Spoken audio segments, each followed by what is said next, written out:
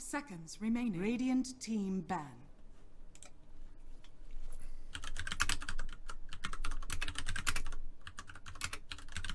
Ten seconds remaining. 5 seconds remaining.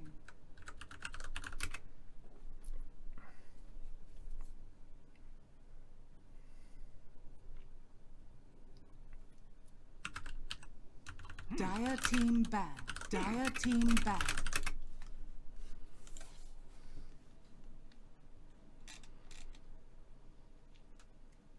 Radiant team ban.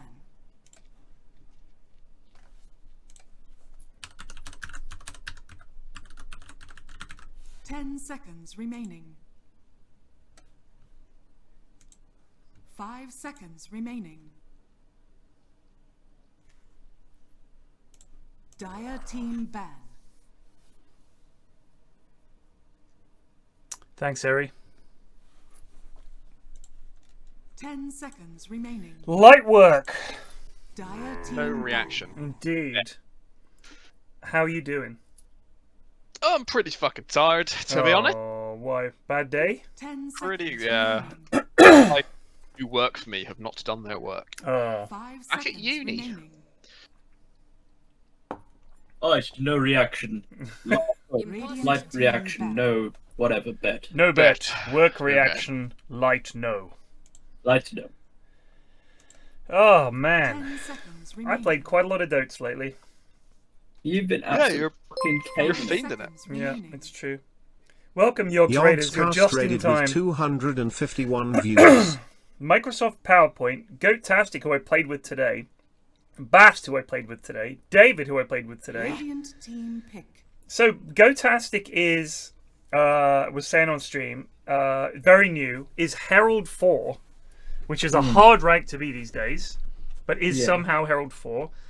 Eager to learn, a charming lad, but very chatty, has ADHD apparently, so is quite hyperactive in the games. Indeed, and I mean, naturally drawn to video games, like so many of us are. So yeah, interesting, but a nice lad, but dreadful. Now, if Bast picks Jakiro, it's a huge error, because his Jakiro that I played with either today or yesterday was absolutely fucking abysmal.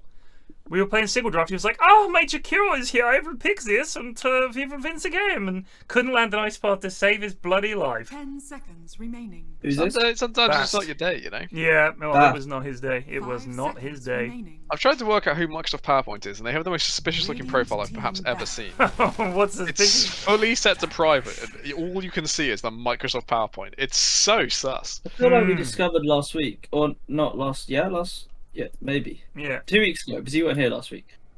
I was. Not you. Other Yes, guy. correct. Yeah, the other guy 10 wasn't. Yeah, seconds remaining. we had slacks last week. 5 seconds. Apparently, it's Radiant Fox team fault. ban. Says Lau. Okay, well, no, we didn't discover that because I've No. never heard of him. No. Slack's casting style for the Inhouses was interesting. It was good, but do you know what was nice and affirming for all my feelings I have for the Dire Inhouses? team ban. Where he was like, these games have knackered me out so much. But he's like, I could do the pro games, no problem, but after 2, I'm ready. I'm done. Yeah, it's hard work, but it was It's surprisingly hard work. It's It's just frustration for 3 hours. Essentially, it's like just you kind of want to just grab them and shake them and talk to them. It's a bit like watching QPR, really, Bournemouth, where you just think, "Fucking hell, lads, come on." And yeah, it's confusing. But 10 seconds Slacks would remaining. say, "All right, everybody, and welcome to Game 1." Like he did proper intros and seconds shit. He wasn't remaining. just talking about football. He was like really working on the game. It was quite funny. Yeah, we didn't have any football chat. It was good. I don't think we have any podcast chat. No, Basically, but, I mean, you know, you don't know Slacks that well, and also he generally doesn't talk about his private life or you know his life. Sure. His life, as far as he's concerned, is Dota, and in many ways that is true. So generally, when you've got Slacks on, he's just going to talk about Dotes. That's what he do. Yeah, and he's got quite, because he's a lot more knowledgeable than us 3 clowns. He's got quite a lot to say, whereas we usually just circle back on the same 4 points that we made So Yeah. we need the side content. I mean, to be fair, some of his theories are bonkers. Although Yeah. I have been, as you know, I've been playing his Warlock build, and it's fucking great. It's so much fun. It's really stupid, actually, but it's a lot of fun. I'm a reasonable fan of the Warlock. I mean, it has the. Thing is, you've been It's playing sort it mid. I thought his intention was just play it support with a Veil. Yeah, it is, but I don't trust the goons, and I know that if I can get Axe I don't Refresher, trust you mid. well, I've won a decent amount with it. The main Well, thing is, that's a very goon argument, isn't it? it is, but the point is, I actually feel genuinely, and I feel the same way about Shadow Shaman, is that you can win games just if you can get Axe Refresher on this lad. You can win games. Because if you drop 5 golems, you drop 4 golems and then you die and there's another golem, they can't fucking stop that. 5 seconds. If the lads can start a fight, the golems will take all the buildings that there are. Job done. Fatal Bonds is so good, and honestly, I ganked with him. You can gank with him quite easily because you drop the rock, you Fatal Bonds, and then you put the slow down, and there's nothing they can do. And they're like level 5 or whatever, and you're like level 7. Easy. It's an easy kill. There's nothing they can do. Okay, I like the Warlock because it just helps in team fights and it kind of does something in every game. I would not say it has excelled as a ganking hero. I've done it. I ganked every time I ganked when I had rock. We got a kill every time. That is not a good ganking hero. It is a very good ganking hero. It's 100% success rate. When you stick when I have rock around that, it's actually not doing much. Well, how often does a mid gank otherwise? 5 seconds. More often than rock cooldown. Well, that's only 2 Depends minutes. on how hard I lose my lane. That's only if I 2 lose my minutes. lane, then I'm off all the time. I'm just saying, it's only a couple of minutes. Like, it's not that I long don't a think cooldown. you could credit it as a good ganker. I think it's a fine hero. I like you playing it because it does a lot in the game. But I feel strongly that if the silos go poorly, we have to team fight our way back in, which we can do. But that's we the don't, thing. It does give you team skirmish our way back in. No, that's a fair. I think it's a similar thing to my Tide Pos 3 build where, like, I pretend like I'm doing things because every 2 minutes I have Ravage and I can be useful, but for the 2 minutes that I don't have Ravage, I'm not being any at all. You're wandering around with a Daedalus eating creep waves. Yeah, I'm having a great time, but until Ravage is up, I'm not doing anything. Yeah. So that's the thing. I think the changes once you get the shard, especially, you can turn, say, a 3-person fight into an easy win with a good bonds. If you have, like, I honestly think with the right lineup, I think it works really, really well. You're right. It's not like a great ganking hero like, you know, Puck comes in and dream coils 3 of you and you're like, oh fuck, and then, you know, you're in big trouble. But I really do think it does have a place, because if you can sneak up, you get the fatal bonds off, you get the fucking whatchamacallit down, the upheaval. They really can't do anything, and if you've got things that go with that, they're in big trouble. Like, we've won some fights we think, oh shit, but once we get some AoE down and get us some spells down with the fatal bonds, they fucking explode. The enemy team just melts. It's surprisingly strong. I remember he was like the fucking worst of the worst. But these little imps, man, I'm telling you, they make a big difference. I would like it if the imps did more damage based on who spawned the imp. So if you kill a hero under Fatal Bonds, they spawn a hero imp, who's like the leader of the imps and does. I was thinking something damage. based on % of max HP or something, you know? Yeah. So the beefier lads really struggle against Fatal Bonds if they die under the effects of bonds. Yeah, but I do find it interesting that if they just die, they don't give any XP. So if they suicide, they don't give any XP. But if you kill them, you do get XP. So the people who have to run away from them, they basically get nothing from being chased down by those imps, which I think is quite funny. Viper, Tide, Ogre, and AA. I don't like this draft at all. They need a real. They need a hero that They've got a nice does structure to work around if they get the right carry to fit into it. This is pretty hard. I mean, look at Wogan's Wallopers. That is a fucking scary lineup. The Necro, I think, I'm not a big fan of the Necro because he's clearly going to be Posy 3 Necro, and I don't really like that. But if you get a Blink on Earthshaker and Lion, these 3 cores can be the guys that follow up behind them and get the job done. 5 seconds. I mean, AA is an Ogre, are real fucking waddlers. They're not going to do a huge amount. They are waddlers, but you can kind of, if you run like a, I don't know, like a Terrorblade, for example, here. you can have this waddling draft. You have incredible buffs for your Viper and TB. True. And then you can essentially dare them to come at you and like re-engage with Tidehunter. There's something that can work with Dire, but Radiant is just quite easy to execute, right? It is. You just have effective void team fight, you have strong laning cores, and you have good stuns. It's relaxed mode. But there's a world in which GSFF, if they do it right, can crush. Gotastic played. Oh, who was God? Actually, who was it that was playing Ogre today? Bob tuned in. He was like, "What is this? What is this Ogre build?" And he was like, he was really getting angry about it. I think he went Midas Heart. That was it. Midas Heart. And we definitely had a conversation partway through where he was like, "What should I get?" And I was like, Pipe would probably be pretty good here because they had a lot of magic damage. And he ended up finishing the Heart. He was like, "I'm really close to Heart." It was David. It was David on street. He had nothing. His hero did nothing. Like, he just had a Heart. That was the entire point of his hero, was he had a Heart. And it was pretty sad because, I mean, I think the cost of Heart, you could have a Hex for that. He could have a Hex. Yeah. Instead, he had a Heart. So yeah, it was pretty sad. But instead, Foxfall, aka Microsoft PowerPoint, is Ogre Magi, making decks on the Ogre Magi, making some sweet decks. Am I right, Plague? What? A deck. Oh, a slide deck. Yeah, they just call them decks around my way. I have had to pull together a slide deck today. It was great fun. Just call it a deck, mate. Get with the program. There's actually a problem in that we acronymize so many things. I have to check. Does this company actually call themselves the acronym we're calling it? basso guy basso Goon just resubbed for 17 months. You know, like, are we actually supposed to use this?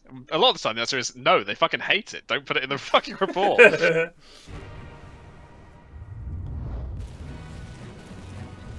Me, Evan, that is a...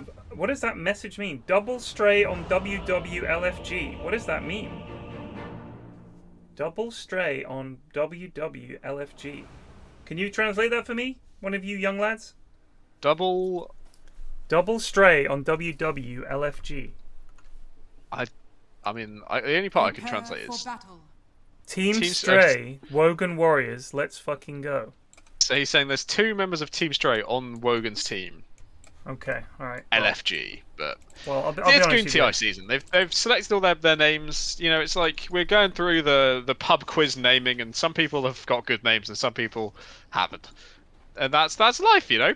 We gotta just keep up. So if you know which players are on which teams, and you're gonna make the team names into acronyms, you're gonna have to explain yourself, because I have no fucking idea what half the teams in this are named. We got like 16 teams or 18 teams or something this year. It's too many. Can't be having these abbreviations when the tournament hasn't even really started yet. For Plague, coach of the Wogan's Wizards. Wait, are you the Wogan's Wizards coach? I am coaching Wogan's Ashley Wizards. B's coaching too, and he's fucking gone ham. Yeah, are you coaching, Ashley? Who are you coaching? He's muted. He's eating his dinner. He's eating dinner. I'll ask him when he gets back. Oh my. I'm not particularly going ham, to be honest, but... is anyone going to die? Doesn't look like Why is no one killing these boys? I feel like... Look how low Dire are. I feel like Radiant have just fucking pussed out. I think they got scared. I think no one thought... No one shot called, get this lad. There was no kill X. It's not even the shot calling required. You just got to have a bit of bloodlust in you when they walk up the high ground. You know. I just scream, if you see them emerge from the fog, and your first thought is terror, like Munt, who goes and hides behind the tier 1 at the start of every single game. You know, you're not an early game battler. But if you're there like I am every time, fucking dying for the team, that's how you do it. True that. So we've got a ton of games over the next month or so. Obviously, it's Goon TI season. The games start, I think, tonight. There are games on tonight. There is. The first game of Goon TI is this evening. Exciting. Do we know which team it is? Haven't a fucking clue. I will tell you that from the brief glimpse I got in on Wogan's Wizards' attempt at scheduling, it's going to be a long fucking month. Really? It's going to be a struggle to schedule some of these games because you have have people from all over the world, i.e. from America, trying to desperately find a spot that they can they can play. It's gonna be rough. It's gonna be rough, but that's that's what Eri loves. He loves the agony. Oh, Vidicus. Ashwin's team is playing, and he's not there to watch them. What a well. If this game ends quickly, we can pop in and spectate that. Look, first of all, I doubt we're going to watch most of them live. Although they are on the kind of times when we could do it. A lot of I'd like to watch them live if we can. Yeah, for sure. I'm back. That's my evenings for the next month. Is I'm not going to be playing. I'm just going to be casting GTI. It's too funny. We were discussing, Ashwin, that your team is playing tonight, and you're not there to watch them. I got a message by Cronus Day, which wasn't just like a wild message like it usually is. It was actually asking if I wanted to be a coach for their team. I was like, yeah, why not? But then I couldn't make today's game because I'm doing the Inhouse. When we say coaches, sorry, just to clarify a rules issue here. When we say coaches for GTI, are you allowed to be in game as a coach, or is this a sideline? I drafted them. Draft coach. We are not. I don't think we're even allowed to be in the draft, to be honest. Right, okay. So you're more like, come on, lads. Maybe in the draft? What? What do you think coaches do at the fucking TI? I'm mostly just prep at the moment. Okay. I'm just chatting through what's Well, good, no, I'm what's giving. bad. I know. I'm watching replays. I prepare Google Sheets for them. You're watching replays and making Google Sheets? I'm I not haven't making watched Google replays. Sheets. That's watching replays is too time consuming for me, but because I can skim through about 1,000 times and just spot where they're. Basically, I'm watching where they're warding, where they're not. Because you can start seeing how. I'm just watching dirt buff, not dirt. I'm just looking at dirt buff stats. Yeah. And then I made it. Really I made a like fat where teams want to play. Veron what just heroes you want to be resubbed playing for around, that 18 kind of stuff. months. That gets me going. So I'm happy INHUS. to go watch some warding. Grazie. So I don't even think I could impart that knowledge on my lads. All I want to know is what do you play, and what do the enemy play, and who's the liabilities in the enemy team. That's actually the big thing. I wrote a big old list of notes about the people they're playing against today. So like Seb's famous stack of papers. When you're playing against this lad, ban this. When you're playing against exactly. That matters. Yeah, I mean, for Eagle, I've got Eagle can play a variety of carries, so trying to ban all of his heroes won't work. Thankfully, a lot of his heroes aren't in the best place right now, so you can focus on just banning PA, Naga, and PL if you feel it, and just try and play around the rest. Eagle does well on Mega Farmers, so put a lot of resources into his lane and stress him out. That's a good idea. I'm honestly kind of surprised that Eagle is playing. He is. Well, he is Ancient 4. He is. This is my concern. He is Ancient 4. I'm not quite sure why, other than we've had him in the Inhouses relatively recently, and he's been abysmal. So I think it's that really. There's basically a grandfather clause that if you've played in the Inhouses enough, you can keep playing. Because you're, regardless of what you've been glycoed to, you're probably not actually that rank. David and Vidicus are indeed laning together. But if you turn up as an Ancient 4 without that history, you're not going to be able to play. That's the point. You gotta be known and well known. I think it's telling that Eagle is not probably Ancient 4 because I've specifically told my team that you can focus on annoying Eagle and you might be able to win. He does tilt. He does tilt. I haven't played. No, I haven't. I've told my team you should. Not like a massive thing, but you should just put in what heroes you want to play, and then we can start thinking about drafts. Yeah, no, I've got a foul. No, I haven't done it for them. I'm very clear to myself that I'm not doing work for them. I'll help, but if they want to, it's how hard they want to go. Replays is not doing work for them. Pardon? That definitely seems like work to me. Nah, because that I can literally just put on a second monitor and watch where they ward. Plague, Sublime Squelching, by the way, is absolutely dumpstering Goat-tastic. I don't know why Goat-tastic has gone mid. He is absolutely terrible at Dota. I'm shocked, honestly. Oh my. He's actually gonna die. No, I think he's okay. That was poor. Oh, I would have chased that. I would 100%. Look, you can kill him. Yeah, now you can kill him. Don't leave. Now you click. There you go. Oh, he's dead. Goat-tastic is dreadful. Played with him today, as I said, and very, very bad at the game. So it's going to be intriguing, interesting, and fascinating, and possibly thrilling to see how poorly this goes. I mean, I'm delighted that Thompson's going the correct Tide build, because this is the one I got to play the other day with you, Ted, pos 3 Tide. It's just you rush Meteor Hammer. You just wander around the place being an arsehole, basically, and it was really quite fun. I was like, maybe I should be a pos 3 player. Maybe this is actually the best role in Dota. I think your pos 3 was great for a number of reasons. First of all, we know you can carry. I've absolutely no doubt in my mind that played carry is 100% legit. However, in the Goon games, we need someone who's like, right, this is what we're doing, and makes good calls. And quite often, the pos 3 I end up with in the Goon stacks, especially in the morning, is a quiet, pleasant gentleman who doesn't really want to make a fuss and never makes a jump unless you directly tell them to, or they will make a series of terrible jumps that are awful. So having someone who knows what they're doing on pos 3, I think, and when Ashwin does the same thing, he's like, I'll go pos 3 because I think it's the most active role. I think it's probably better. And then I play Tide Hunter. And then play Tide. But you do well. I played the Tide build where you go, I got a Deso, that was fun. You put a bit more flair on pos 3 than I do. I just go real bog standard fucking items. I'm not trying to rush I'm not like an Underlord or like a fucking... Bit boring. Like little bot Necrophos player. I just want to like play axe and fuck shit up. Yeah. I want to be tanky and have a blink, and that's my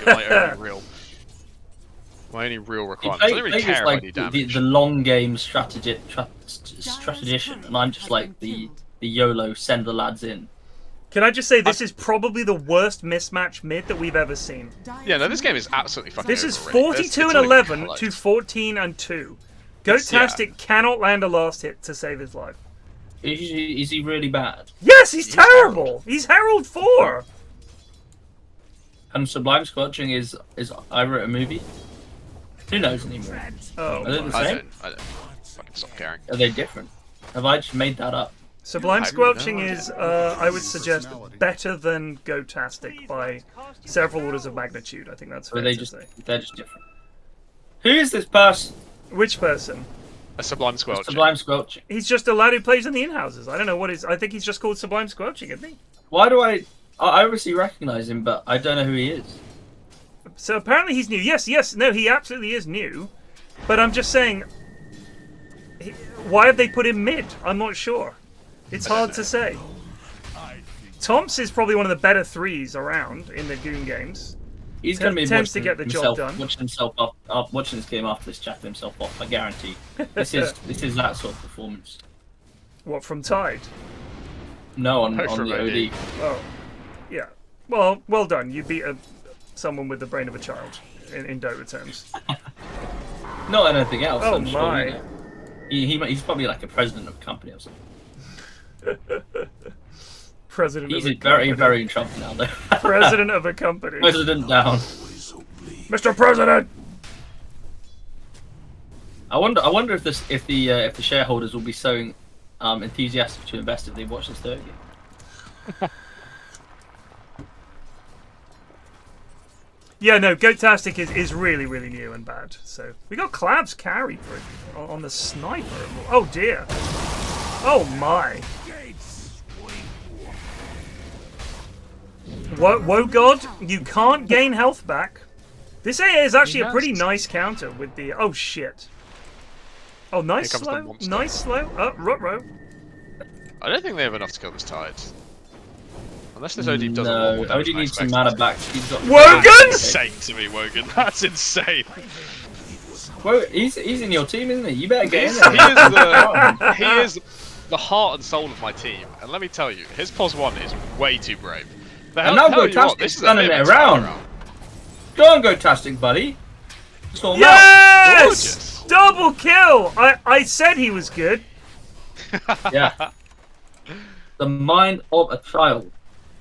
I think Wogan still suffers from being Wogan? Save your friend syndrome. He hasn't carved out his empathy like all good pos ones have to. You know, he can't watch his entire team die and feel nothing. He tries to help and contribute. And I don't know if that was helping anyone. No, I think that was just terrible. He's like, oh, I'm going to help my guy kill him, I'm going to jump in, let's go, let's contribute, rather than being, no, I care nothing for your struggles. Prediction, he's going to Chronosphere the Tide and not kill him. That's my prediction, right here, right now. Well, he's basically gone the... So he's gone the right skill build against Tide, right? You're going to get constantly hit by the E, so you've got to have behind us a Q to dodge it. But it means he can't. He does fuck all damage. He literally does no damage. So the pretending he can kill anything right now is unlikely. Just farm. And it's good that he's going Midas rather than Mask of Madness, because again, if he goes Mask of Madness with this level 1 E, he'll never kill anything. Just go Midas, settle in, and you will destroy Sniper in the late game.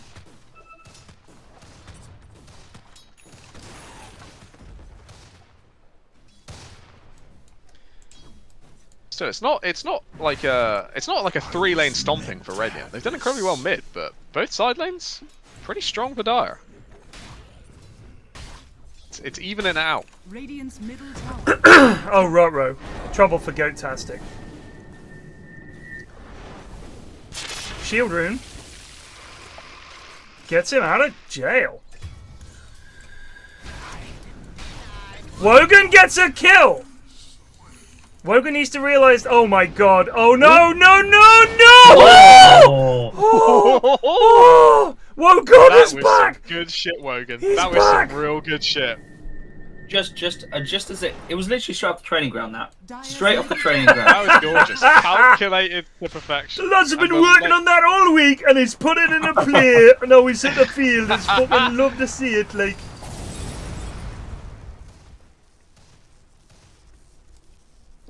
That was like 0.1 second. It was that close. I do feel like OD without the meme hammer does seem to suffer. Oh shit! Goat goes down, but Sublime Squelching gonna pay the ultimate prize. Yeah! Holy fuck! AA's level 9. Yeah, AA is having a time here. TBM. I don't know who that is. Remind me. It's the Bassmaster, because he's got the weird kitten face and too hot for Dota or whatever the fuck their name is. So he Isn't can't that your have team? Bass. Is that your team? No, mine is Wogan's winners. Right. Oh. Coach Plague, what are you gonna say to Wogan? They should fucking kill this guy right now. He's on his own. Kill his ass. Wogan? Not now. Now AA and Viper are coming down. I just think the Tide plus Void might be able to do something. Maybe not. Void doesn't have anything. He's getting a Midas. Void is not a killer right now. They should focus on top and hunting the Sniper. Right? He's tanky-ish, but he's pretty weak right now. He is.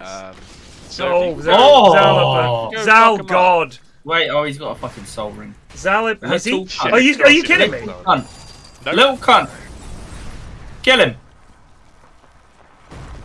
Oh, the block off. Lord, what a fissure block. So good. That's beautiful.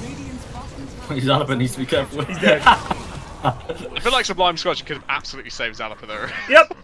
I want he's Zalapa to die because he's still buying Soul Ring online. It's just. I hope he's not on your team. No, my team is... Oh, he's fucking trapped! Look at this Fisher from Vinicus! Vinicus is destroyed. I mean, he's so trapped they can't even find him. Oh, that's so poor from David. Bad. That's poor That's from such a David. That's a very David. Oh, here comes the Ravage, though. I smell danger. They can just leave now. He doesn't even need to do it. Yeah, this is Look excellent. at this. They're forcing so many TPs top, and now Void can. The Void's actually going to secure like 4 minutes of nothing but farm. And as I look bot, he's missed both CS. Good shit, Wogan. Love to see it. Vinicus now in big trouble. BAM! He got it! I could not say how perfect this is for Radiant right now. Even if they lose Zalapa, it doesn't matter. Just don't take the fight. Just leave. Zalapa is very dead. Goodbye, Zalapa. Bonk. The sacrifice was worthy. Yeah, my team is Wogan, Hellboy, Jido, Jacus, and 85% Black and Mild. That's not a bad team.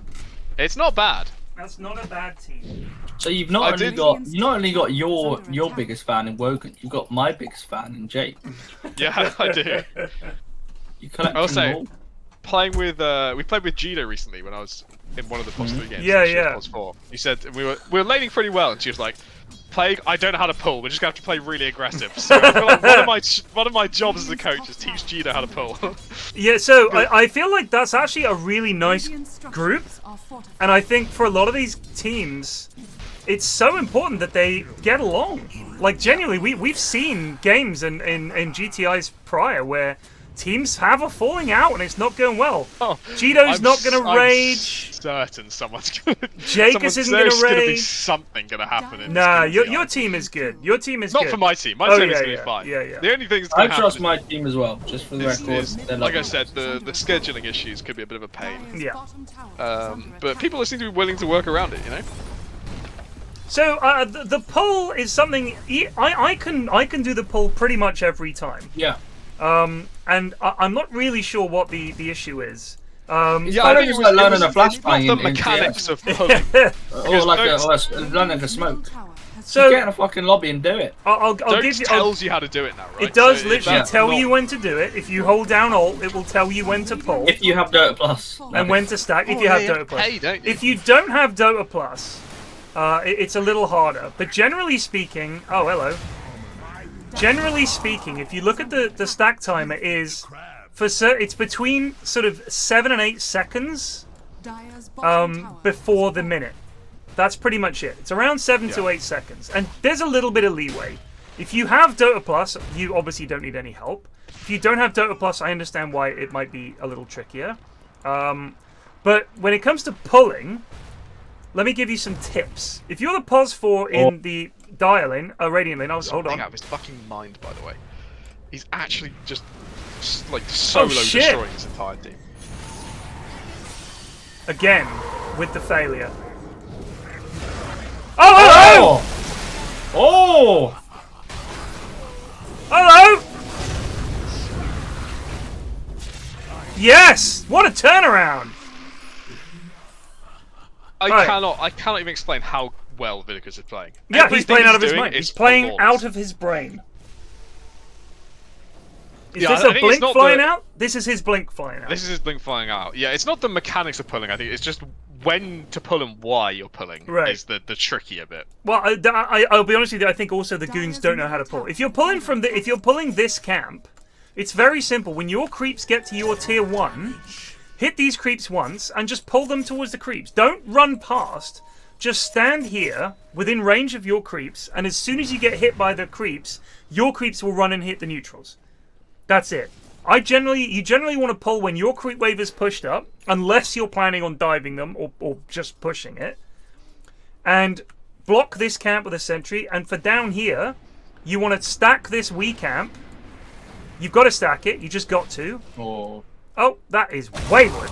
And then just once it's a double stack, if your carry's up here farming, just pull. You deny an entire wave. If you're going to deny an entire wave to the enemy, that's huge. And for the Dire team, same deal. Stack this, and then it's an easy fucking pull. You just wait for the creeps to get to about here. Just think how long it takes the creeps to walk and how long it takes your creeps to walk and find the midpoint. And if you're the Dire guys here, again, when your creeps get to the tower, you hit these creeps, walk back here, you pull. That's it. Is Mark playing a Mazzle something or other? Mazzle way. Mazzle way. Because when I joined their Discord chat earlier, I saw some text chat about how Mazzle way or whatever his name is wasn't responding to messages. Oh. And I wrote in Twitch chat, you're getting shouted at for not responding to messages. And he's like, oh, I've been very active actually. So it'd be very funny for him to now do this, where he hasn't turned up to the game because he didn't realise what was going on. I've been very active. Does he mean in terms of responding to messages? Oh my god, Wogan! Did they just not see him? They did see him, but they... Oh my god, what a fucking... He got away with that one. This is so suspect right now. Good. Oh! That was a beautiful Fisher. They got Fingera available. Oh, here we go. Oh shit. Don't chrono. Don't chrono. You don't need to. Oh my god. Alright. Okay, dude. I really prefer to keep you there. Yes, Vinicus. Yes. This is the problem with the blink tide after Meteor Hammer. Is die. You're not ready to do all this blink shit. You need to be sticking to a lane, pressuring tower with Meteor Hammer, and looking for fights with Ravage if they turn up. And for that, you need to be tanky, you need to be able to squat in lanes and be something that they don't want to have to go deal with. Running around with a Blink Dagger, you're just ruining your own game. Yeah. It does. I mean, the thing with Blink is, it's great, but it gives you no stats, no survivability other than escape if you're quick. Yeah. It's literally just the only really, really amazing mobility item in the game that can get you out of huge danger, start fights from... I mean, Blink is massive. On so many heroes, Blink is worth getting. It's probably one of the best all-round items in the game. But it also doesn't help you live in terms of being uptied. Mr. You Wobbly gotta have a team that cares about the fact you have Blink right now. And Viper is so in the bin, he can do nothing. Yeah. And your support's AA Ogre. Who the fuck wants to rotate with an AA and an Ogre? Who's going like, yeah, let's Ogre smoke up with me. We're gonna go kill a fucking Faceless Void. No, there's no way. Yeah. So all you have to farm. You have to maximize your farm, and then look to take team fights. So Plague, if I may, and Ashwin actually, because of course you're coach as well. I keep forgetting. I apologise. If you think about the Goon tendency to pick 2 5s, which is like absolute canon at this point, that if you are playing POS 4, you basically pick a POS 5. If you can think about what Vidicus is doing in this game as a POS 4 Earthshaker, to be fair, he's played it very well, and a lot of the times the Goon POS 4 Earthshaker will do nout. Oh my god, yep. Having a hero like Vidicus or like Earthshaker who can actually really do stuff in terms of rotating, setting up fights, getting kills, especially once he gets that blink like Echo and stuff like that. Spirit Breaker is another classic 4 that can actually fucking do shit. Woo! I feel like you said, Ogre ain't it. Yeah. Ogre is just fucking boring, and now is going for a 27-minute Midas into Glimmer. So is going to do even less. The way I would think about it is, you need to play the game that your heroes give. Oh, That's nice. That's throw. No, good Ravage to return it though. They might oh no! Lovely heals from the Necro though. Yeah. Greaves saving Wogan's life. You can't just sort of. Ooh, they got the fissure though. Wow. Wow. Get Toms. Oh hello. It's looking pretty rough. Woo! I think they need to call it. For morale. For morale This is why I purposes. fucking hate this Tide build. I know it's right, and I know I'm going to be shouted at, but I don't feel like I can do anything after I've taken all the This tier blink 1 isn't towers. correct. That's why. I This just blink no, isn't but correct. even then, like after taking the tier 1 towers, my job is technically done. I can kind of push tier 2s, but I'm not really doing anything with the team. And in fact, with the Desert board, I probably do more with the team in the mid game than with this Meteor Hammer, and then you just sort of walk about. I don't feel like I can actually get anything done. It's fair. Whereas if I have a fucking like Orb of Corrosion and a Deso, I can walk at supports and just finish them off. And you are a genuine thing that always damage annoys dealer me in a team bit- fights as well, The beyond thing that always Ravage. annoys me a bit with your damage lanes is a lot of the time we win because you're very good and you know how to fucking crush. But it's just like I don't need someone to crush on damage. I just need someone to stun for me. And there's so many games that we lose because no one fucking stuns for me, and I feel helpless. So the fact that you're killing supports, if we already have everyone else can do it, when I just need someone to just fucking stun. Yeah, but that doesn't change whether I go fucking Meteor Hammer Pipe. I mean, Meteor Hammer's a bit more stun. But it's It changes like because you're not going to go more like stun. Refresher and shit like that, right? Mate, get the anchor. I might go far later, but the idea behind, I guess, being able to kill things is I make money quite a lot quicker. By the way, the anchor is Yeah, it's fucking I hilarious. don't mind you going your kill builds. There are games that we lose that we would have won if you went normal items, right? Plague And a there's a lot of whiny games- noob. Stop dying, says Bob. It's so true. I think there are definitely more issues in those games than just the fact that I went positive Tide. Sorry, the build that I go. Yeah, I mean, there's always more issues. That doesn't mean it's not a major maybe one. been a couple games where like I've been fucking ass. But sometimes that's not even the build. I'm just ass. Yeah, that's fair. I thought the anchor leash on Tide is fucking hilarious. I did it today.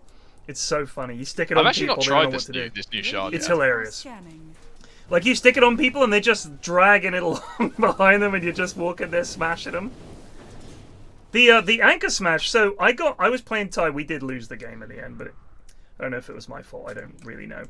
The PA crit me for 1700 as tied, and I took like 300 damage because I had 11 stacks of anchor smash kills, and the block is so insane. You just take no fucking damage. I do think this 20 damage, the 20 talent on Tide is fucking crazy. If you can get to it, I suppose you. I guess it's annoying that you can't. It doesn't tell you your Kraken Shell kills. Not Kraken Shell kills. No, it does. It doesn't tell you until you get the talent. So it's kind of like you're hoping that. Okay. So hang on. Does that mean you have to kill them with the E? No. You just have to have it on them. And the duration is 6 seconds. So basically, you get in a fight, you hit them, you anchor smash them, and as long as they die within 6 seconds, it counts as a stack.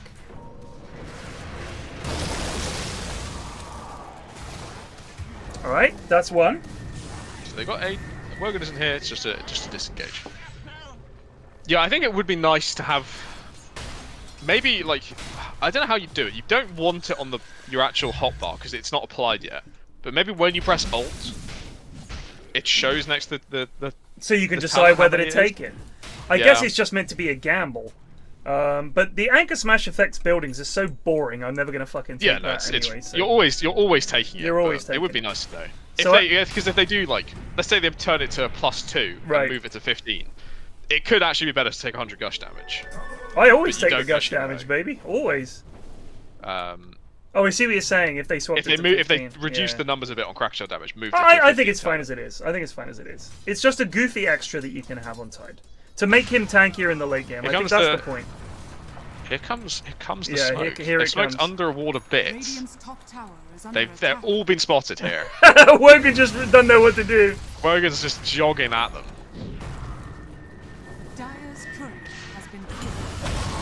But there's no Ravage in this fight. Alright, well, he's got AA. Good job. There's an Echo Slam on the back. Catches 3. They get Goat-tastic. That's Wogan's Aegis. They get the kill on 4. It's just Tide left. Tide is banished. They're going to get Tide here. He's ultra low. Holy shit, that damage. They're all dead. That was some kind of chrono. Yeah, those fights are tough. Everyone's just running in different directions. You can't. Every chrono you do feels bad. But he did just miss it. I'm not going to defend that one. He straight up whiffed. But you know what? You're 15k up. You're allowed to whiff a few chronos. Yeah, fuck it. What's your advice going to be to Wogan's Wizards, Coach? Well, given there's only one member in this game, but potentially the one who might need the most coaching. The one who might be the most important, who might need the most advice. Because he is going to pick a core, Plague, and he is going to do goofy shit like just time walking into their entire team without chrono and dying. My advice would be to cut out the goofy shit. Because you can get away with goofy shit on supports and on aggressive heroes that their job is to be a bit goofy and see what happens. But you can't.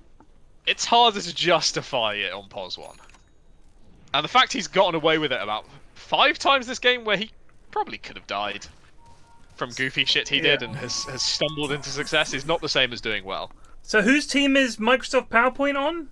Anyone? That's Foxful? Are they on a team? Either way, somebody needs to tell the goons when they play Ogre, stop getting fucking Ether Lens Glimmer on Ogre! Stop! Please! You are just gonna do nothing. Well. He's got the old 28-minute Midas, and he's barely used it, and now he's gonna get a fucking Ether Lens and a Glimmer. I really don't know what the Ether Lens is ever for these days. It's because they're scared of the range of the stun. They're like, oh, I haven't got any range. Then get a fucking blink. Get in there. Get a fucking hex. Blink hex their entire cocking team. You know what we were talking about earlier with the POS 5s, pick and double POS 5 thing? Yeah. What I would say is, it's not ideal to pick 2 POS 5s, but it just means you need to change the way you play. The problem is they pick 2 POS 5s and then try to be super aggressive. It's like, no, that's not going to work. You play for like later game, you pay to get your POS 5 items, you get them the Philosopher's Stones, and you scale. You don't go hunting for tier 2s with an Ogre and an AA. or trying to get kills. Just Yeah. chill the fuck out. I That's think the problem, this right? is. I think you're absolutely right, but I think the main thing is that it would be much easier to execute. What is the easiest form of Dota for the goons to execute? Team fight Dotes. We've been saying this for years. Team fight Dotes. Have shit like Tide and Warlock and shit like that. Chronosphere, great team fight spell, all of that. OD, I think, is decent in a team fight because he gives you that control, huge damage, all that kind of stuff. Wins lanes. Simple stuff. AA Ogre, like Plague is saying, is a tricky combo to make work because it's shit. But it's also tricky to make work. Like, what are you going to do with these two heroes? You're going to waddle around a lot. So if you're going to do that, you either farm the fuck on these boys and hope that the enemy doesn't push much, which they really haven't. They haven't been, like, fucking pushing you, like, non-stop. You could have been farming. Go hit some creeps. Get huge. Get a Hex on this Ogre. Get a fucking Shard on this AA. He's got one now. And then maybe you become an issue. But as it is, like you said, they're just running at the enemy, dying, and doing naught. Still, there's still a way to win for this Star team. It's not over. It's not pretty, but high ground Tide, into Viper. Tide AA as a team fight combo can be pretty fucking brutal. Honestly, Viper Sniper high ground is not fun. They need to honestly fight them on the high ground, and I think they're strong. Rort says he would, if he was a coach, he would ban Ogre full stop from any of the goons. I can relate. It's to a that. fair comment. This sniper you know, doesn't do you can win with any draft in Dota. The draft, it's important, but if you execute, you can win with fucking anything. True it's just that. about how easy it is to win the game. True that. And why make it harder for yourself? Why make it harder for yourself? Venge is I think Venge is okay. It's a bit better than it was. Who's saying Venge? Yeah, no. Apparently she's you know, okay, but I mean, yeah, it's she's the fine. damage thing, right? Yeah, passive. The passive thing is better, but It's also her wave of terror does something more now as well. I can't we're remember kind what. of back to tanky boys drafts a bit. With these Svens and Gyros, and they put points in stats, and they go be tanky as fuck. And if you can soup them up with some armor, and give them a bit of damage, you have the heroes that want to build Solar Crest back in. This Nature's Prophet Solar Crest, Venge Solar Crest. It's tanky boys without auras, is what I just got this patch to me at the moment. I'm fairly happy with this patch. In all honesty, I think it's been a lot of fun so far. It's I mean, I feel bad for all the heroes that had stuns that got nerfed to fuck. Yeah. All their stuns reduced. It's not pleasant, but it's unlocked so many heroes again. Yeah, no, you're right. That you can actually play. Here's a hero I'd like to see some love given to is Puck. I really do think Puck needs a bit of love.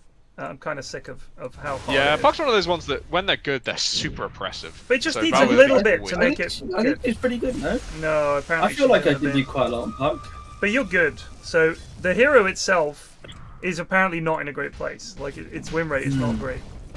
I think the damage is just not as good as most other mids right now. This Earthshaker is huge, by the way. Lesh is back in a big way though, eh? I'm seeing Lesh all over the shop. I played Necro and had tons of fun with it. This Ags shit I is think fucking that Axe hilarious. Necro build so was funny. quite interesting. Did you see I feel that like game? Fuck Radiance. Fuck Radiance. But did you see that Get game? an early Ags. Yeah, I watched the game. So I had Ag's Heart, and the amount of damage you put out is way more than Radiance. And when you get a kill in the fight, it's like a double Radiance. It's so fucking funny. And I mean, to be fair, the team were up against base. You had no way of killing me. But it was just I was just walking around, never dying, just pissing out damage. Oh my god! I think there is a POS 1-ish Necro build that has something to do with Ags that would be fun to play. I agree. I think you know when it would work so well if you could last pick this hero.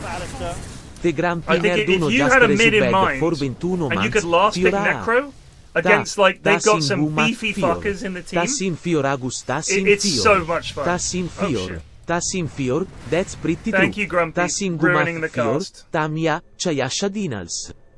Tassin Fior, Sead, Tassin Fior, Is that Tassin Fior, Irish. Tassin fucking Irish, Fior, Simmaratae. I think that's Celtic or Irish, Gaelic, whatever the language is called. I apologize for my ignorance. I want to practice Gyro a bit.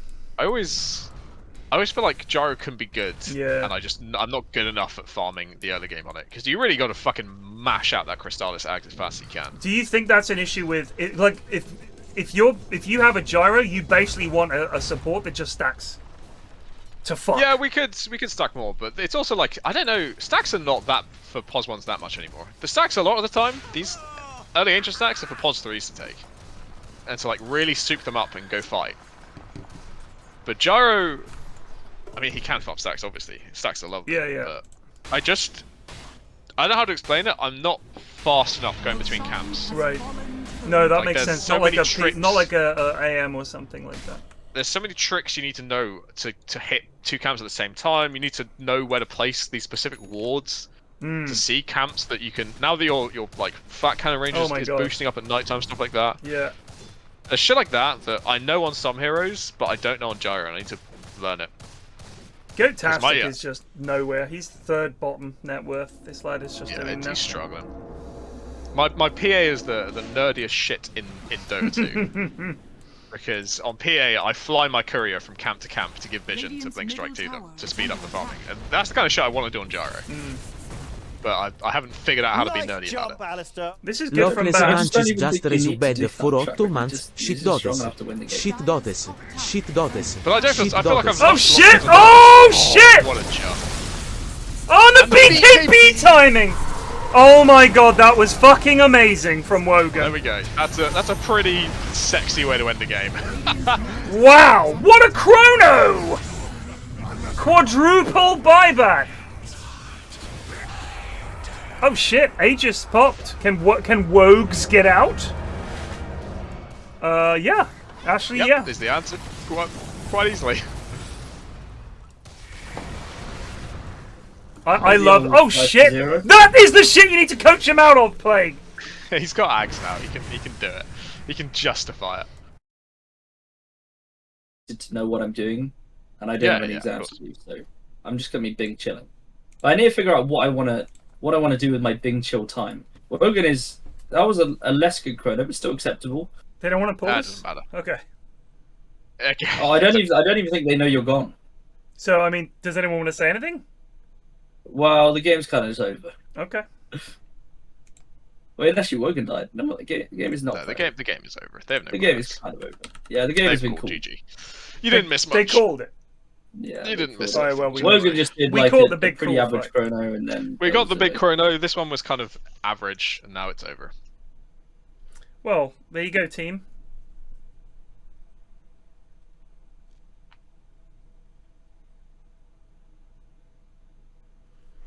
Just firing up the dotes. Nice. Is the stream back on?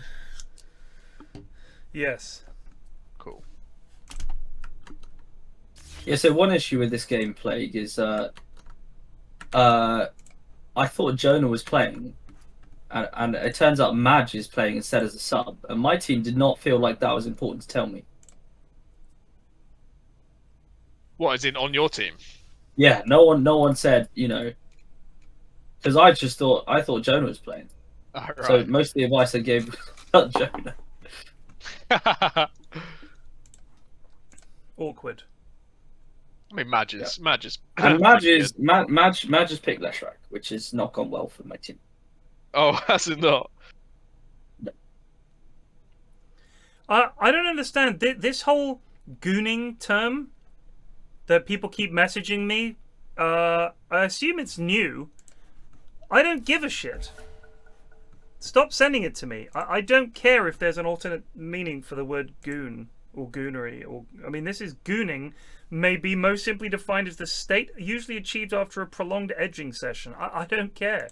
I don't care. Oh, if that's what a mate of mine said on the weekend, and I was like, "What are you talking about? Yeah. This word's been around forever." And he was like, "No, it's just like a guy who just jerks off all the time." I was like, "Okay." No, it's just complete gibberish. I mean, all right, you've made up a word for that. Congratulations. I don't give a shit. Please stop sending it to me, please. Don't appropriate our words. Look, I'm not ashamed to be a part of a group of genuine gooners. Yeah, You know? yeah. I'm not fine saying by I don't me. masturbate a lot. I'm just for the record, but don't take our words.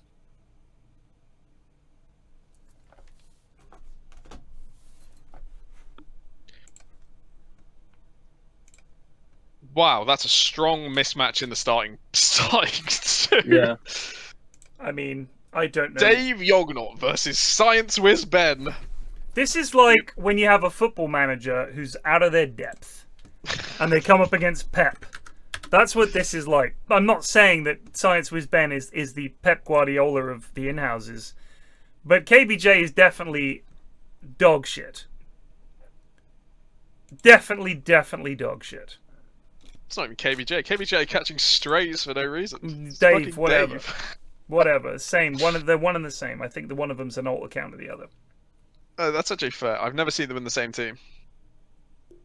They were in GSF together, I believe. Who? Dave and KBJ. Dave and KBJ. Yeah, you're right. I think KBJ is in this team too. I don't know if Dave is. Anyone in chat? KBJ is in Goon TI, but he's not under GSF. He's done something else, and the entire GSF is split up. So here's my question for anyone in chat who was in that last game. Why the fuck did you put Goatastic mid? What was the thinking there? Because the lad's pretty new and he's terrible. He's the lowest, probably one of the lowest ranked in-house players. Why'd you put him mid? Like, why'd you do that? It doesn't really make sense. I don't understand. Some of the other lads who are higher ranked and have more games need to nut up and start playing mid. I don't care if you don't play mid. Goatastic definitely doesn't play mid. Definitely doesn't play mid. Don't just fucking throw him under the bus and lose the game. Step up, play mid, be a fucking grown-up, and suck it up. Don't leave it to poor old Goatastic and the like. That's my feeling on the matter. It's a fair comment. He was prepped for the slaughter. Hooligans. KBJ is in Hooligans. Arc D. Who? Einstein of Sex. Who? Who are these lads? Arc D is Arca's fourth brother. Wouldn't that be his third brother? Oh, can we give MVP last game to Vidicus, Earthshaker? Yes, absolutely. Sure, yeah. MVP Vidicus. Was he Vidicus? He was actually Did playing. you guys see the old Monte Carlo for the Goon TI? Intriguing. Genuinely my intriguing. team is second bottom, so my expectations are tempered. I think you can do better. We're aiming for 7th, 8th. I didn't see this. What is this? It was posted. Was it in Goon TI or was it in Goons? Somebody posted it in Goons. It was in Goon TI. It was somebody did a Monte Carlo simulation of the results, the expected results, and gave a percentage probability for each team to finish in a certain position. Yeah. So your team played bottom, upper bottom. No, they're top half. They are. Where are you seeing this? Oh, I see. Can you see it? Can you post it again in our chat? Just so. Yeah. Sure. Well played. I'll do it. No worries. There you go, sir. Plague's most likely position is 9th, 12th. Yep. And then Eye Shitters down Eye at the bottom. Shitters most likely is 13th, 16th. And then we have Jeff, what is that? Too Hot for Dota, are the two top ones. 80, probably 82 to 3% of our probabilities end at 9. So there's like a 20% chance we get better than 9. The team Holy Warriors. This is purely based on their ranks. Holy Warriors has Zebulon, Penn, Levenator, Rough McThickridge, and Taltarian, who are all complete unknowns to us, but apparently so bad that they are almost certain to come last. And they have a less than 1% chance of coming in first. I mean, this is why the Monte Carlo is a bit bollocks, because there's a 0% chance they're coming first. Mm-hmm. Could almost guarantee that. How bad are they? We run this a million times. Holy Warriors are not coming first. So here's my question. How strong is Team Jeff? That they're basically... I don't know who's in Jeff. Let me see. Were Banana, NZ Fedex, yeah. Schmupster, Emu, and Hobbit, and their manager is Butch Joe. That's a strong team. Aside from Hobbit, who the fuck is Timbersaw? That is just Schmupster. Oh, I see. Being hilarious. Yeah, I think managed the by thing Butch is, Hobbit Joe is like well. fucking Herald, or maybe he got glickered up. Potential. Too Hot for Dota is Kara, Ben, NPR, Bast, and Zoe, which is a strong team. Bast aside, I say. That's a decent. I mean, NPR is probably the strongest pos 3 in the Inhouses. You didn't play with Bast the other day. I made whatever your last game was. That's you in my mind. Yeah, that's exactly right. You're only as good as your last movie. Well, actually, I think for you, Ted, it's their worst game. It's your rating of them. I think is quite a good team. Cool Armor, Evil Teddy, Wad Massive, James and Shaq. Though my confidence in Wad Massive took a hit from the recent game I played with him. Because he's supposed to be a pos 3 specialist, and he acted that game like he'd never heard of initiating before. He had no idea. 10 seconds remaining. Though I guess he plays Tide, which sort of initiates for you. Here's another issue with the Monte Carlo. Is that 1, 2, 3, 4, 5, 6, 7, 8, 9, 10 teams have apparently 0 chance of finishing in the top 4. And in fact, if you go up, it's only really the top 5 teams that have any chance. All the rest of them are just fucking abysmal and equally abysmal. They're almost equally abysmal. Most of the teams in here are just terrible. So we're basically looking at a Jeff versus Too Hot for Dota grand final. That's what everyone's expecting. Now, what I would like to think is that we would have a TI style run where a team finds a style of play and a draft that is like no one has an answer to it, but it's not going to happen. But that's where the coaches come in, where they manage to come up with some clever strat. Like, right, lads, this is the draft. You're going to do this, and you're going to do that, and then they somehow pull it out. That would be hype. I don't know how Team Stray is on 4%. Team Stray is... Let's have a look at Team Stray. 5 seconds remaining. That is... I can't find them. Oh. Viticus, APB, Evan, David, and AD Fire. So, the problem there you've got is AD Fire and David are both bad. It's me, Evan. I don't know how good they are. Viticus can do well, but he's playing carry, so he's kind of wasted in a way. And I don't know how good APB is. But you've got AD Fire in there. AD Fire is terrible. Absolutely terrible. David also terrible, so it's going to be tough. Dire team pick. APB is not good. There you go. Radiant team pick. Good. Nice to see. That's another thing you need to get in their heads, coaches. Pick the best heroes you can pick first. Yeah. Don't just pick 2 supports that nobody gives a shit about. You can't even pick 2 supports anymore. They've removed that joy. Yeah. I mean, it's just only 1 pick at a time in the first phase. Mash a gyro in there. If he gets countered, I don't know what hard counters gyro, but if he does somehow get hard countered, you can always pick fucking run him as a 4 if you want. Oh, there you go. That could be a Dave Yognot profit. It could.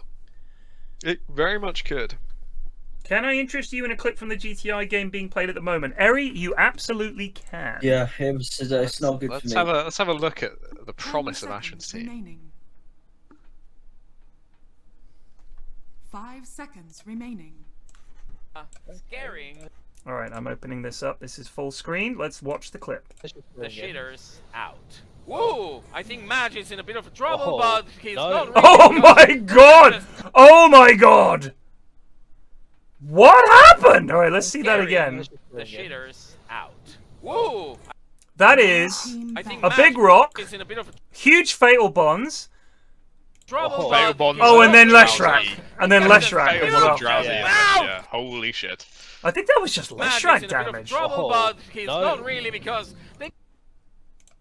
Yeah, we me need see the drow. we need someone to have opened the team fight thing. Alright, a drow and Lesh, yeah, Fatal holy bonds. shit. They can Fatal bonds did like 4,000. But wait, so Madge got a double kill, Notch got a double kill, and Storming Eagle got a kill as well. That was absolutely disgusting. Holy shit. All 5 are down, 3 without buyback. Good God almighty. There you go. Warlock very strong again. I remember a time when Fly just fucking played Warlock every game, it felt 10 like. seconds remaining. 5 seconds remaining. Radiant team pick. So, you drop the rock, you fatal bonds, you upheaval, and then if you have any kind of AoE damage like Lesh or Drowy, like Plague said, you fucking blow them up. And they were all grouped up for it. 10 seconds remaining. And then yes, the imps do indeed do their thing. 5 seconds remaining. Here, what do they pick?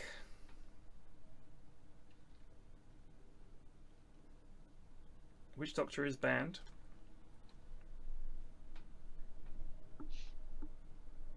Starfield. Dire team pick. I've been reading about it Shaker. and watching videos about it, and there are some concerns. I don't know if you guys have been looking at anything about it. I am still going to get it. I'm still going to play it. I am relatively excited. It would be miraculous if both Baldur's Gate 3 and Starfield are both amazing games in the same year. That would be genuinely amazing. But one of the things that I think people are concerned about, and in terms of like, this is a bit odd, is that you can't free travel around on the planet, which is kind of a strange decision. So I think there's no like ground ship for you to get in and fly around in.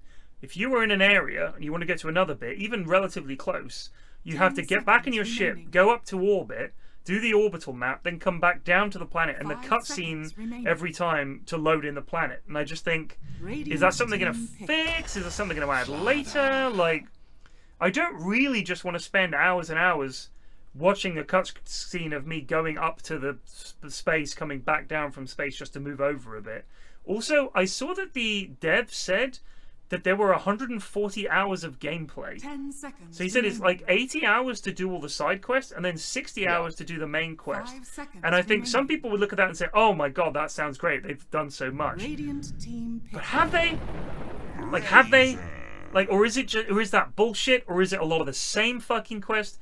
I think that there is a lot of doubt in people's minds about a new Bethesda game because of the shit they've done lately. There's been a lot of exciting, expansive space games through gaming's history that have generally not lived up to potential. That's so people problem. are wary of space. Like I think the thing is, if you look at BG3 Plague, Baldur's Gate 3 is a very walls game. It's not open world. You can't go anywhere. It's quite directed, and in a way, the stuff that you shouldn't be doing yet, you find out quite early. Well, that's a bit much, I better go back. But if you just have the entire universe, it's always like, how do you structure that?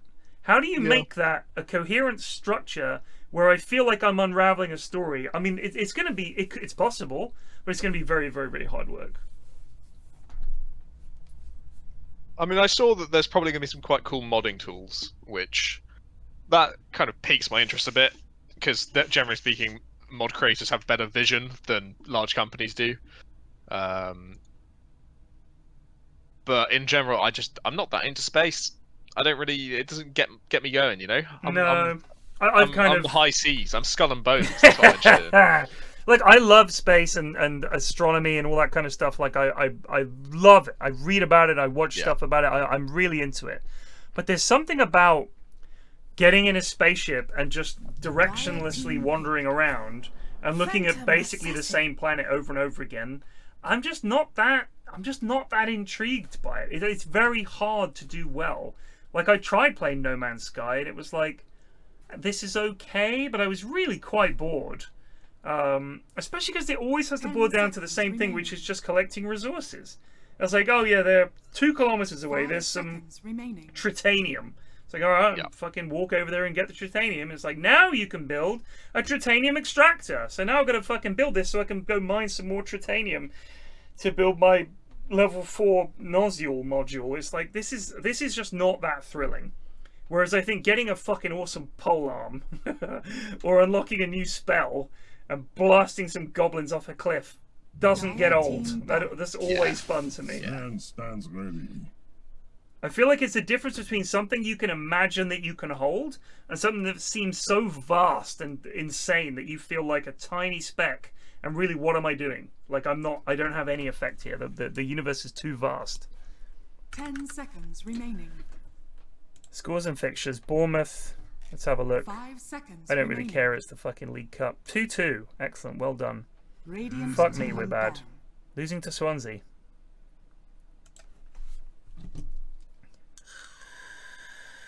I think Choco's Chili Chodes have done something quite interesting here. They've done a bit of a bait and switch. they've done what Secret did to OG. They start with gyro pick, and then reveal at the end of phase 2 it's going to be a support gyro, and pick another pos 1 that's better against. It's that flex pick, baby. The problem is, I'm pretty sure Sven has an awful game against Razor, Nature's Prophet, and against PA. Yeah, I don't I think like he sucks against all of them. I don't like it. So, I mean, okay. Benefits of Sven. You maybe don't need MKB because you can cleave off other people and kill PA that way. And the armor, active and passive from Shard, is really, really good at helping your team survive the PA jump. Downside is, Razor's going to fucking walk you on a leash. And you're going to be sad about it. Because what are you going to do? Razor just goes on you at the start of the fight, and PA can jump your backline, you're fucked. Ashwin's gone. Where's Ashwin? He's disconnected for unknown reasons. Alright, well, maybe he'll be back. Maybe his computer crashed. Yeah, he's doing Sven against PA? I don't know. I don't know if he is good. It's okay. It's not... I don't think either of them are particularly fantastic against the other. I think just PA is a better hero than Sven in general at the moment. Although I've seen some Sven's pogging off. But yeah, he's going to get Sprout, he's going to get leashed, and he's going to be sad. It's just the Sprout, because Sven can't build Battle Fury, so you're fucked. Yeah. Or the other answer is you have Ags and get yourself out of that way. Yeah, you just Superman out. I think that's the play. Okay. Not a question I expect you to immediately know the answer to, but does Leash, level 20 talent, Nature's Prophet Leash, Ags, does it prevent the Ags jump from Sven? I mean, Leash generally prevents any abilities that allow you to move. I feel like it would prevent it, but I'm really not sure because... I feel like it's weird because he goes into the hammer, you know? Yeah. It's not him moving, it's the hammer moving. Yeah, but equally, I don't know if you can jaunt as Puck if you're leashed. No, I don't know. You can phase shift, but I don't know if you can jaunt. Thing is, I don't play either of these heroes, so I haven't run into that. Alright, so here's the thing for you. You can't Storm Zip if you're leashed, and you can't Ember to another Remnant if you're leashed. So why would you be able to Sven jump? Crusader just says yes. Probably couldn't. That doesn't really listen. Yes is not an answer. We've yes, like could 5 be questions have come up. We've stated both statements. I mean, that's just standard Twitch chat. Or it did 2 patches ago when I played MP. Right. Okay. So, Crusader, clarify whether you mean yes, it leashes, or yes, he can move. Because just saying yes is the least useful response you could possibly give. Like, if somebody gives you 2 options, you can't say yes. Shall we go to the pub or shall we go to the restaurant? Yes. Yes. Last time I was there, it was really good. Okay, which one? Well, this was a couple of years ago, but it was excellent. Yes! Which one? Okay, it is a Larry Lama Nature's Prophet, which means it probably is a Dave Yognot Earthshaker. Okay, God help us all. I think this is a mispick. I actually think this is unranked Sweatlord, aka Dave. No, it's Dave PA. Dave PA. Who's unranked Sweatlord? Who's Einstein of Sex? Who's Arc D? Who's Felibix? Who are these lads? These are people from. Aries typed it earlier. I couldn't be bothered to read it. It's like Granny's something or other. Granny's Cookies. They're players from Granny's Cookies. And that's Arch D, Spineapple, Foxfall, Hungry Like DeWolf, and Robert bracket. And they've got these funky names. Alright, well, if they're going to play in fucking GTI, Ari, I want you to get on this and make it quite clear that the names they have put on their sheet are the names they have to play in GTI, or I'm banning them from the Discord. I'm going to go absolutely unilaterally. I'm not going to check with the other mods. I'm not going to discuss it. If you don't have the fucking name you've got on this fucking stupid bloody spreadsheet, like Arch D, if you don't have that name, you're out! You're banned! You're booted from GTI, because his name is Arc D. It needs to be Arch D. One of them is wrong. Very simple. Chu Fang says he can move, just tested it. Alright. Fantastic. Thank you for the people who didn't just type yes and went and worked it out for me. Very kind of you. So, Ags is pretty good this game, is the point. It gives him a way out of the Sprout that doesn't involve Quelling Blade. hope Ashwin's okay. Prepare Alright, for we've battle. got Larry Llama on the Prophet. God help us. Unranked Sweatlord on the Earth Shakira. We got Ice Bank myself, aka don't tell me. The fucking yeah, I know who it is. Robertus. Yeah, we both know who it is. Robertus on the Razor. Isn't it Grumpy Nerd? Isn't that? It is Ice Bank? Grumpy Nerd, yeah. And Dave on the PA. God bless it. Gibbo on the Sven. Felabix on the Gyrocopter. Arch D on the Snapfire. Ben Viper and Jido Slardar. This is interesting. So Snapfire Slaughter is like the classic lane domination one, right? What is? 30 seconds. Snapfire Slaughter. You cookie the Slaughter onto you, and by the time the stuns have ended, you are fucking dead. It's really, really miserable to lane against, especially for a poor, squishy hero like PA. The only thing is, they need to time it very well, because PA can, of course, blink away. She can. She can escape a bit. She has some kind of an escape. And I've always thought you can at least get last hits with Stifling Dagger. Yeah, so but there's something. it's not I'm not saying it's pleasant great. I'm not saying it's great, but there's just, something. Early level sad. and Lil Shredder. I mean, you just fucking rock 'em, sock 'em. You give them the old 2Z combo. Cookie, blast, Slardar stun, bash, job done. Yep. STD401 says, hey, did you used to stream Rust way back when? I just stumbled onto your stream and I remember watching you years ago and can't remember what game it was. Yeah, we've played a lot of Rust on this stream over the years. At Christmas especially. Oh dear. So I spanked myself. Some Rust coming back at some point this year. I hope it's coming back for Christmas. I don't know. Jingle Jam Rust is kind of a tradition at this point. So this is a non-lane for Void Spirit. Ben is so good at just... Look at this. He's taken the high ground. He's not relinquishing it. This is no chance for Void. Yeah, he's not delighted. He's almost dead. He's fucked, yeah. I mean, the good news is Ben is out of mana now, so he's no longer fucked. He can actually walk up quite happily. Yeah, but he's level. He's 4 and 3. Get that denied. Yes. Nice.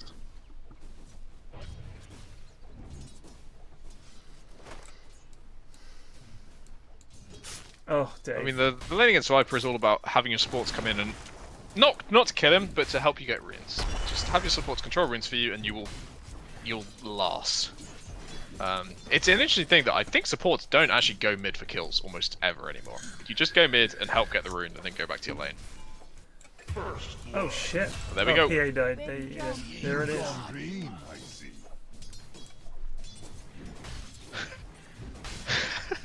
Viper players buy sparkling water in their meal deals, says Bob.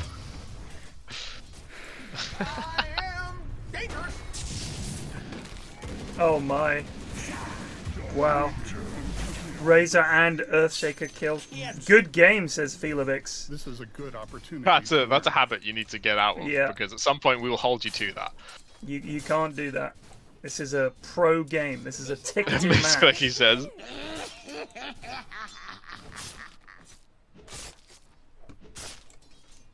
You didn't want that.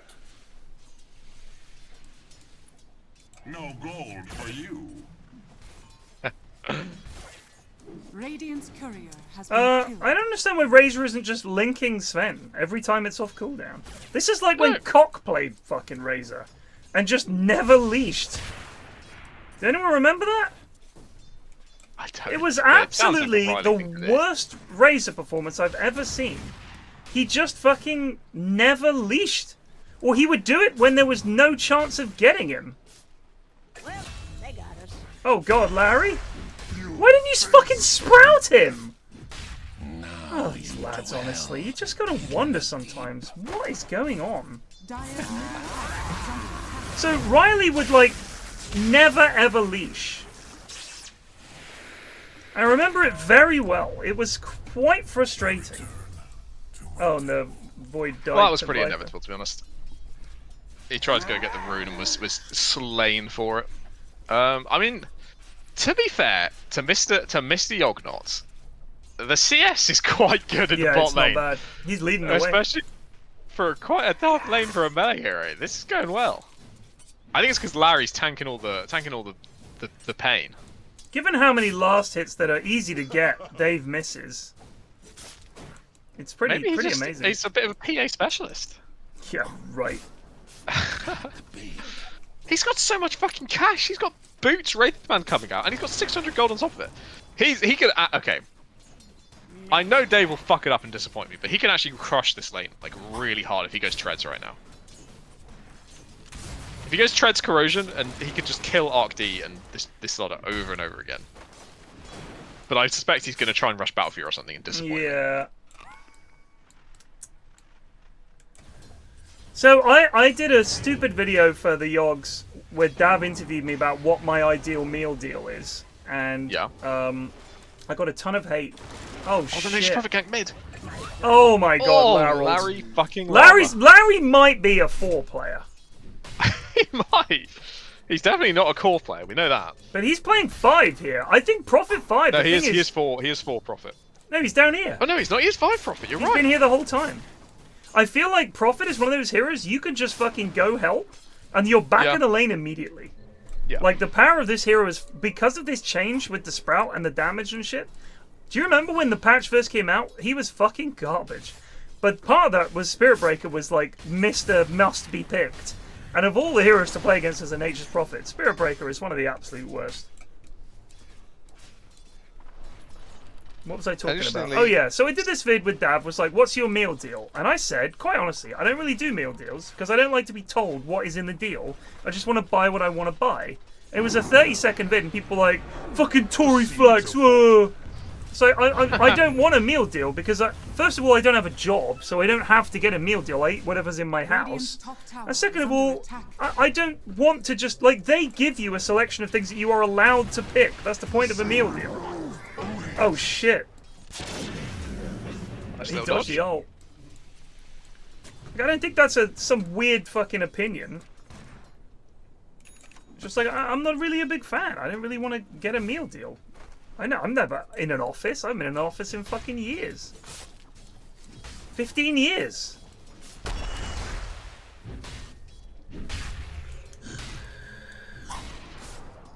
And when I did work in an office, we had a canteen.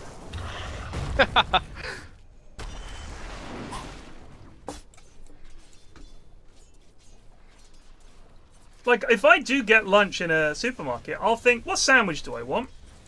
And then I'll buy that.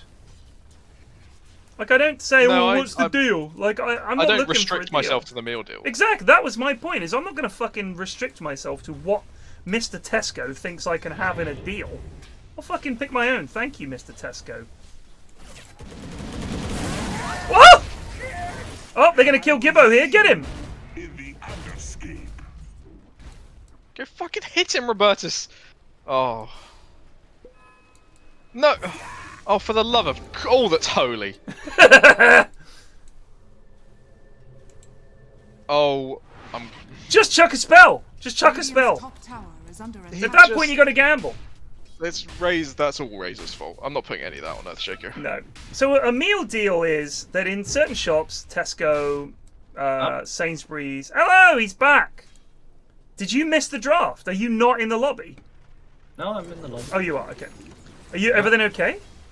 Yeah, no, I just had to. I gave my team a good talking to. We had a nice chat. Oh, that's what you were. Nice chat about what we're picking, and we've come up with a much finer draft. Okay. We've come up with. Let me see. I can't remember now. We've got Veno Axe in a lane. We've got Jakiro Ricky in a lane, and we got Lena mid, which I'm happy enough with. No way. Oh my god, Dave. No way, Gino. Oh my god, Dave. Why did Gino look away? That was baffling. I think she was clicking the ground or something, and it pulled her towards creeps. That's really fucking funny. So I didn't see what happened. So in the bot lane, it was Gino versus PA. So Dave Yognot PA, and it was close. Like, it was close. But it really wasn't going to be anything other than 100% death to PA. The last second, Dave blurs and starts to walk away, and Gino turns away from PA, just as she's cookied. So 100% would have killed the PA, landed right on top and killed Dave, but instead they just walked away. What does the double skull thing mean? I thought it was meant to be one skull. It is, but I think it's a bug with Corrosive Haze particularly. Oh, okay. It like fucks it and duplicates the skulls for some reason. Like you'll see it's only one when he hasn't got Corrosive Haze on them, and then when the haze is on them, for some reason it shows us two. No idea why. Just one of those Dota things, you know? Okay. Yeah. I mean, there's no way you could imagine how that bug would exist. You know what I mean? It's one of those things you think, how is this a bug? Oh shit! Oh my god, that damage! Ooh. That's a classic for the Slardar versus PA in the early game. It's real fucking hard to do. So we oh shit! What are you doing, Gino? This PA here is fucking. This hero is busted. It's got a 48% win rate. Yeah. The hero is strong as fuck, but it does not change the weaknesses the hero still has, which is her laning is bad. She's just a bit too squishy and bullyable. But the point of her now is you press your E and you go jungle. Oh, man, and you use your E to farm waves that you can't like farm normally. You don't try and fight Slardar. Yeah. But the goons love to stay in lane. Gyro has 5 kills. Oh shit, run! Run! Yeah, Gyro's fucking kicking off. Gyro's owning. The little switcheroo they did with first picking Gyro and then swapping it out for Sven and running the Gyro +5. Yeah. And Sven, big fan. I'm a big fan. We are big Sven. It's a so big Sven we're patch. worried though, Ashwin, about Sven into Razor and Prophet. Sure. Because he's going to have to have I just don't rate Razor at all. It feels so slow to get shit done. Like, Razor needs to be sucking for like 5 seconds to actually be a noticeable difference. I kind of agree with that. I think he's got his he kind of is a good pos 3 in that he's kind of just runs into team fights, right? That's his job. Yeah. He doesn't really give a fuck. His job is to leash someone and be in the way. And he does like he does piss damage out with his ult as well. Like I don't think he's like a mid or a pos 1. No. We played against him as a 3, and he just gets an early BKB, and you can't do fucking anything in these fights. Like your carry cannot join the fights, and anyone who does just gets fucking killed. But the Gyro pos 4 answer is quite good because he doesn't need to right click to do damage. He just fucking gets a rocket on you and rocket barrages, and that's your ass. Geefont could be in trouble. Gibbo, maybe.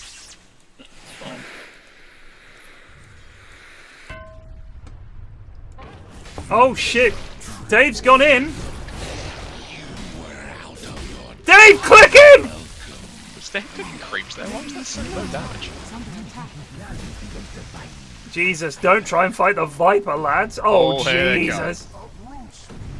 Oh, that was bloody close. Credit where credit's due. Those were fucking close.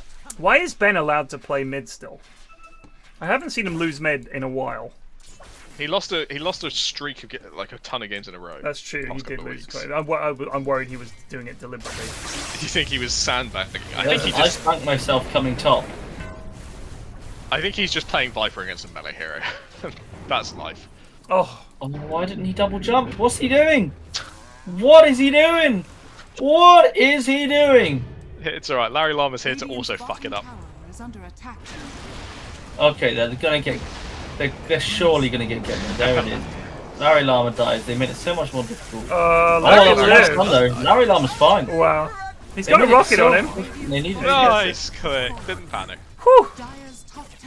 Okay, well they get the job done. They trade bot tower for basically, right? Yeah. Trade towers. It's pretty okay. Guido is having a bit of a rip-roaring game. Yeah, they're doing pretty good. I'm still not sure on Slardar. I've seen people go Midas, I've seen people go Musk Manus, I've seen people go Echo Saber. I'm not sure which is preferred. Unranked Sweatlord was 100% trying to steal the last hit on the tower. I respect that. Tried to do the totem smash steal. Didn't happen, but anyway, sorry, carry on. Oh, by the way, I don't think I've been maxing Fisher for some time now as a shaker. I just max fucking Enchant Totem. 1 level in Fisher is all you need. Fuck it. I think that's it's too good. That's insane. Really bad. Psychopathic. Well, it depends what role you're playing. So Fisher as a pos 4 is gotta be your best spell. Nah, mate. It knocks 3 seconds off the cooldown. Enchant Totem It's 5-second It also cooldown, does and like you just fucking much more damage. I don't think it does. When you get It's just about what you're not. If you're a pos 4, you shouldn't be able to wander in and chant totem. You can. You don't want. That's not what you want to do. So don't. That's what I want to do. Yeah, but it's just worse. Get out here. They're chasing him. That's his watcher, right? Yeah, I get it. So I can just secure kills, walk up and bonk people. It's a stun every 5 seconds instead of every 14. It's much better. Dave doing the runaway. And it gives you a chance to farm as well. You can actually hit creeps. What, maxing enchant totem? Yeah, every 5 seconds you basically kill a creep. You max Fisher. I think you don't have a maxing mana for it. Maxing after chopping Fisher would probably make it pop fast. I go Aftershock and Totem 1 level in Fisher. Fuck the team. I need a blink. Because let me just run some analysis on Aftershock. It's like 160 damage. Yep. Level 3, which is probably as much as bonus damage as can be getting from a level 4 totem. Oh shit! Oh This shit! is trouble for Judo. But they turn it around. Unranked Wow. Scott is going to go down, and Ben is having a great game. Larry Llama's coming in. I'm loving it. Judo fighting till the bitter end. Love that. 111. So I've seen what the pros do versus PA is their support build like 4 Wraith Bands. I watched a Warlock do that today. It was against a PA. He went 4 Wraith Bands and Solar Crest, and he would Q and then E, and the PA would jump him and would do no fucking damage. It was insane. What point of the game is this? Throughout the game, he just kept building Wraith Bands, and PA could never kill him because he had so much armor and health. Then when it hit 25 minutes, he had like literally like 30 armor. That's on a 32 Warlock. armor at 25 minutes. It's insane. And it's actually because if you don't, obviously you'd love to go Axe Refresh and Warlock, but if you're dying at the start of a fight, it doesn't matter. It actually made such a difference because now you could just stand there with your fucking E up and do so much more damage than Axe Refresher. So I was really just thinking that a question from chat. So the bonus damage from Bash of the Deep is Razor only sucks your base damage, right? Yeah, so you'll still do 200 bonus. You will still do the 200 bonus damage. So in terms of a counter to Razor, if you have an attack speed slaughter and you get a lot of bashes, you're hitting pretty fucking hard. Yeah, it's what LDs do to beast their hero up a bit. But it's just really interesting as a PA counter for these squishy supports is Aeon Disc is countered by Nullifier. Right. Most of the shit in the game is countered by Nullifier. So fuck all those save items. Press the E on yourself and be insanely tanky and dare them to go on you. That's it pretty fucking funny. works. I think that's pretty funny. They're swarming in the mid lane. There is a swarm. That is a good Tower. description of what's happening here.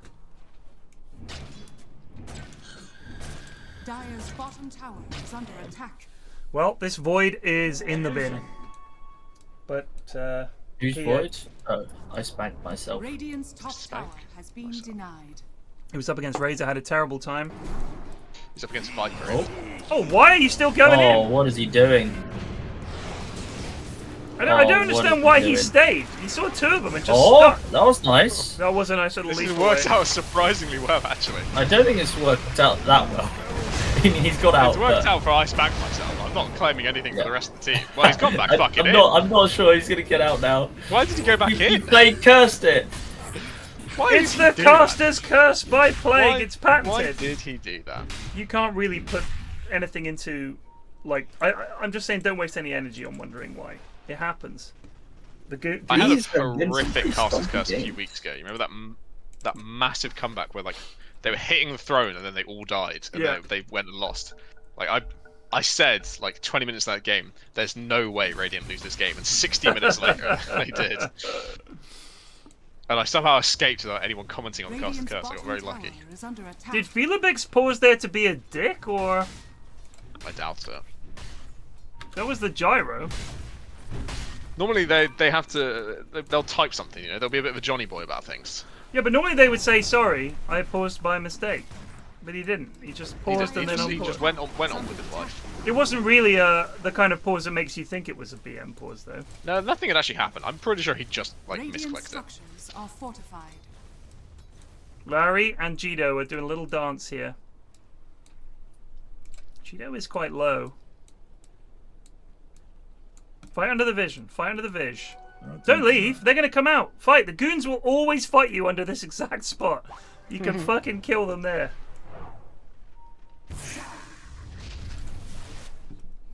How's PA doing? Okay. Slowly. This blur shit allowing you to farm creeps is fucking nuts. It's probably. But she needs something. Okay, farming creeps is fine. Yeah. It probably needs to not be a 400 radius to detect her. It probably needs to be like silly. 600 or something. It's like you're in the middle of fighting when she blurs, and you're like, "Where'd she go?" And it's like it's like a mischief. Like they disappear, and you're like, "What? Where the fuck did they go?" And then they fucking escape, and you think, "Jesus Christ, that's stupid." Like, yeah, I agree. It's silly. Well, It should out be something like very smoke. interesting to me. What? That Dave did not get a quelling blade for the lane. Are you serious? I'm serious. Look at his imagery. He has to farm it for the Battle Fury. Oh my god. Who? Dave? Yeah, Dave. on the PA. Why wouldn't you get one? To be fair, Dave did alright in the lane I somehow. Dave on carry. That was my question, Ashwin. Why do we have Dave on carry? What's wrong with the lads? They They can't look at the screen. Wait, that doesn't hit because he's blurred. That's very strange. That was weird. That was real. I've never seen that interaction before. Wait, so the ogre stun didn't happen because he was blurred? Yeah. Yeah, something weird what happened there. That is not how It didn't spells cancel the work. stomp, did it? It definitely went through, and it was on cooldown. Maybe it doesn't hit. I need to find another ogre to see what the spell does. It is point targets, maybe because Lose the sight of you. There's now what you can do. But he guess definitely it's went point through target it. with a It's an massive AoE cast. stomp. It hits other people around it. Lots of Is it poking and AoE? prodding here. Lots of poking and prodding. Is it AoE? I don't think it's AoE. I'm not sure. I've never seen two people get stunned by it. I don't think. Maybe it isn't AoE. Oh, Says another good point point. target. Ogre slowly charges a big attack, stunning for 2.4 seconds. It says point target. Point target must point be one target. person. That was a Goz thrown in. Wow, it was interesting. You know the whole Goz term only came about once we played Left 4 Dead 2. And someone described what the big fat lad does is gozzing on people. I was like, gozzing? I've never heard that term before. We never used the word gozzing before. Oh, Ben's before gonna Left go 4 Dead. down. That's a big kill. There's a big old slam, but I mean it's not that But big. like all Echo Slams, it does no fucking damage in reality. Yeah. Like Well, you that's got because it. you did it on like one hero with no creeps around. There were a couple of lads Yeah. in range. That's still like a net echo damage of 200. 150. It's got to be in creeps. I think that's the awkward thing for me about Earthshaker is your timing has to be so perfect for the echo to be really Yeah. good. Well, that's why it's often like the 5-man slam is kind of a little bit worse than a 2-man slam in some creeps. Yeah. It's actually a lot worse. Like you want to get him in a fucking fat stack of creeps. That's why my advice for you, Ted, was to just send it. Send it, mate. Oh shit. Well, so, your life is so much easier when you've used all your spells. You don't have to think about it. Just send it. So, 22 minutes. Dave has Battle Fury now. Very nice. So, yeah, just another 20 minutes and the game will be over. 27-9. I've got to say, just get a fucking Deso. Get a Deso and try to fight. There's no way this Battle Fury is going to pay for itself. The game is going to be over before he gets the items he needs, unless they really fuck up. Do you know, there's a new twist on the Ogre Smash story. It does say, there's a radius counter. Really? And it says does damage to all units in front of it. So even though it's point targeted, it's definitely an AoE hit. Interesting. I guess Blur just fucks with it somehow. Maybe. So wait, did he definitely finish casting it? He definitely finished casting it. It went on cooldown. We saw it land. It just didn't affect the blurred PA. It's 210, a radius of 210. Yeah, it's definitely an AoE. Were they outside the radius somehow? I didn't think they were. No, it was square on him. Huh.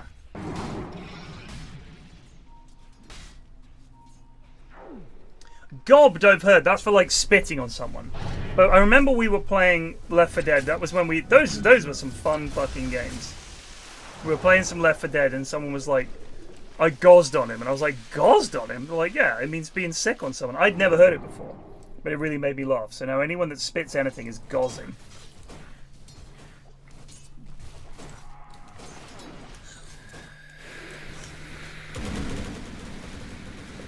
Here it begins. The fucking gyropause for homing missile spam. It's so fun. It is so fun. Radiant's middle tower is under Here it attack. goes again. Interestingly, casting it on the one hero that can dodge it. Yeah. Doesn't seem to give a fuck. Oh shit! And is now dead. Oh, the dive! That's a counter to the old trees.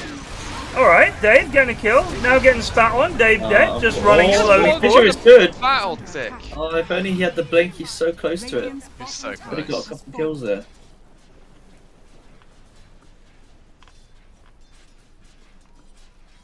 No.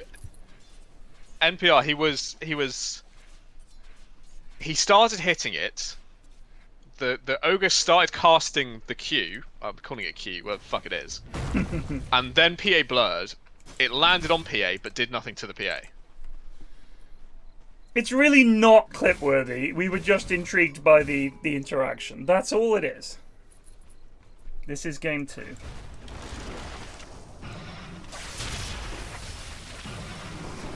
Good job, Razor. Gino could Might be be a some little. kills, actually. This is Gino down, and Ben is trying to leave, but that. Oh my god! No. Just walk a bit Oh my closer, god, brother. Walk a dude. bit And he's closer. been hit by the Teha.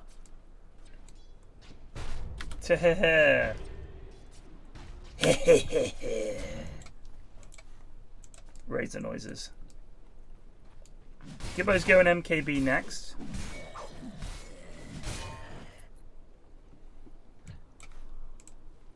Yeah, PA's gonna have some issues. Some major issues. You mean the stun? Rocket stun into death with Caster's Curse. I don't understand. What was Curse? He's talking about what could be clippable when I said avoid why he's casting Rocket on the one hero that can easily dodge it. Oh, I see. No. And then I found myself just tanked it and died. It's vaguely clippable. Believe me, in the context of this game, that was nothing unusual. There's no way that would be like, oh, can you believe it? Yeah, I can fully believe it.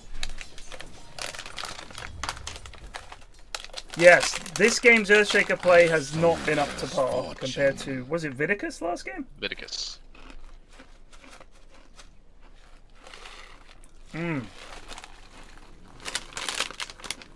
Got some Chana Dal down my neck. Is under attack.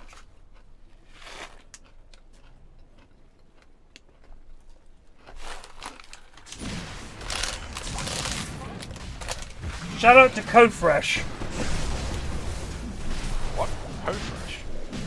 They make like Bombay mix and. Oh Oh shit, Razor! Fucking hell, lads. Are you sure you want to be here? Who is Robertus? I don't know, but he's out of the stack! He's dead. That's what he is.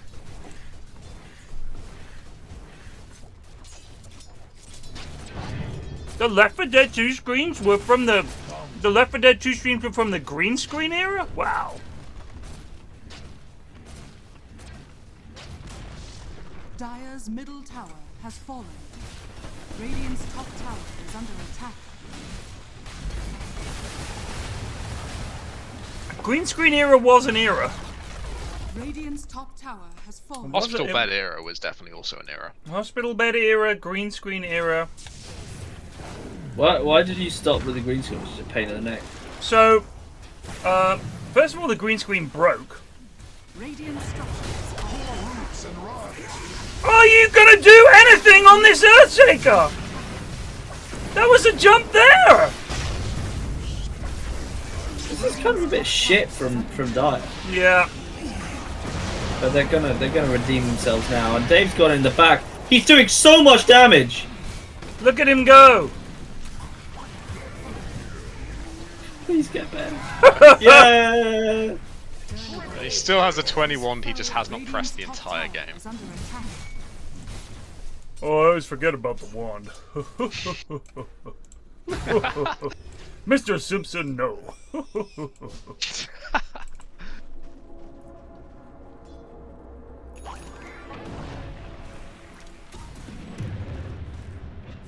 Well, for some reason, the game is allowed to continue. Yeah. Delightful. They did manage to kill the mid and the 3, so... Dave's crawling towards a BKB. Excellent, so he'll do even less damage. Yeah, hell yeah. Dire's bottom tower. I'm not being funny, but if he had gone Deso BKB by now, he would actually been maybe blowing people up. Like, the Battle Fury, there was an obsession with it. Did your lane go super well? Did you get a couple of kills? Are you going to get there before, like, 18 minutes? 20 minutes? If not, maybe think about getting something else. Just think. You don't have to immediately buy the bits of it. You can think, you know what, lads? We're actually getting our asses kicked. I'll just get a Death Zone and a BKB and start fighting. And then I'll get a Basher and we'll just fucking go for it. Whereas now you've got this fucking Battle Fury, which really doesn't help you much. Luckily, you managed to hold. Enemy team gooned it. But you can't rely on that. Mm-hmm. Because now you've got a BKB. Now you are still an item away from actually being able to do anything to kill the Prophet. I believe the only answer for Dave is Deso Divine. Rely on your crits. He has no lifesteal either, which is... He has his W. Oh, he does have Why a did W now, Why yeah. did he not finish farming that camp, man? I just don't get it. Look at Because these they're ancients. scared. Because they're scared. What? I mean, they're on He sees like everyone. 2. Yeah. He sees all of. Look, he has wards that saw all. He of just them. did a big Riley orbit. Coming in for a fight here. Sven? Where's actually popped quite a lot there. Oh, They could Cheeto? just kite for a minute. They're on top of Dave. Dave is dead. Oh my god. Bye, Dave. Someone's got that BKB though. Eri, what have you been doing with bouncing this week? This is poor, Eri. He's focused on Goon TI, lads. He's not. The Inhouse is no longer for Yeah, you're priority. right. Yeah. He's got better and brighter things. The in-house is plan to become the middle child. Who got spat there? It was a creep. 40 to 13 and a 20k lead at 31 minutes. You have Dave Carey on the PA. What is happening to my beloved in-houses? Goon TI's happening and suddenly everybody just doesn't give a shit. Well, I do!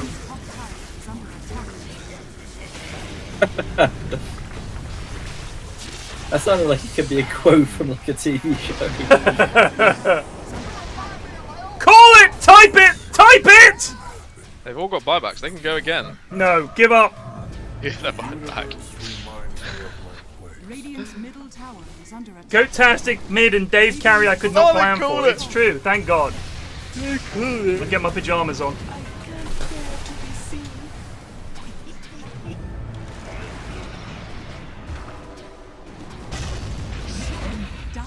There it is. There it is. GGWP, the exclamation mark from the piece of shit who picked Viper. If you're going to be a garbage human being, don't pretend to be kind at the end. Accept what you are. I don't even know if you can define Viper as like a cancer pick anymore. Do you not think so? Do you not feel this void spirit has been through the wars? He has suffered? I reckon Viper's just overall very, very dubious pick. So even if the lane goes a bit poor, you can collect some dubs. That's fair.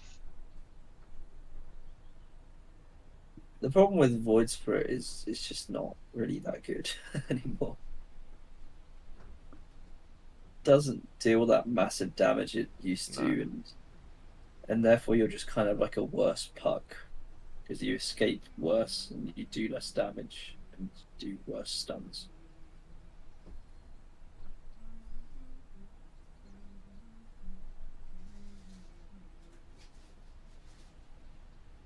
My boys are giving it a bloody good go here. How's it? What stream is it on? Is it? It's on Jonas's stream.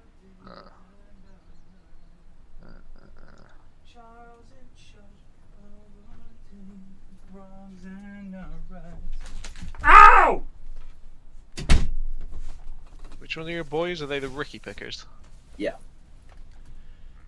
Did you advise them Smoke, to pick Ricky? Invis, and Blur Yeah, dodges the yeah, Ogre it's Smash. it's one of this guy's best heroes, and I actually rate Ricky Carry. I think Ricky's pretty okay. The bursts he got in the patch are quite good. I'm less sure about Lena. Yeah, we were between Lena and OD. They banned a lot of Daniel's heroes. I mean, Daniel has 6 heroes. That's what he's given me. I've been given 6 heroes. I've been given. Don't leak too much. No. Well, okay, fine, sure.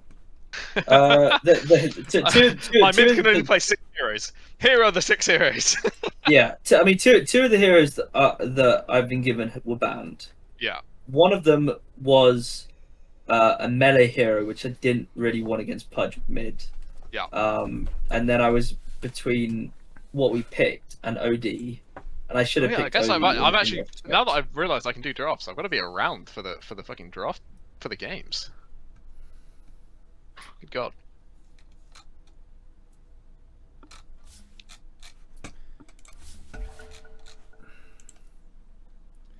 Charles in charge of our days and our nights. Alright. I see some familiar names. Who's Teehee? I don't know who Teehee is. We've got Mitchie, Heretic, Geefont. Appeared a few times. Enthused. Yep. God of Random. If you want to imagine a chaotic element in a game of Dota, you could go a lot further. Or, sorry, how can I phrase it? You'd have to go a long way to find something more chaotic than Gore. I'll put it that way. Maybe Smash is coded as a basic attack with a hit modifier instead of AoE ability. Could be. Dave says, apologies for that one, folks, but GG's nonetheless. Cheers to all. Dave, why did you go carry? I don't think we've ever seen that.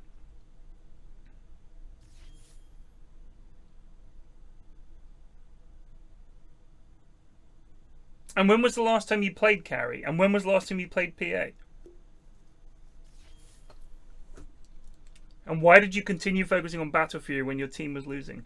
Didn't have a carry when you're player, that, really. when you sunk cost fallacy, you know, you're not gonna wander around with a broadsword and go back for Deso. But then I think you kind of need to make a decision and think, how are things going? And mid was lost very hard. So at that point you say, all right, our Void Spirit is going to do nothing this game, which is true. The Void Spirit did nothing that game. You had a Razor off lane who got his shit pushed in quite frequently. So at that point, I think you should probably think to yourself, things are not going well in the other lanes. I will get an item that means I'm at least ready to try and fight. Even if it doesn't go especially well, it's got a chance of going well. Whereas, going Battle Fury, you're like, if you just give me another 20 minutes, you're not going to get it. And you saw that. You guys need to start thinking about items. So many of these games are lost because you guys just buy the wrong fucking item. Trust me, I buy the wrong item and the game is over. It happens all the time. It really fucking matters. Of all the shit the goons do, buying the wrong items is as bad as it gets. Yeah, get a Quelling Blade, exactly. Why the fuck you didn't have a Quelling Blade is baffling. You sold the Quelling? Okay, alright, so Dave did have a Quelling Blade and sold it. That's pretty bizarre, Dave. Dave, don't play carry.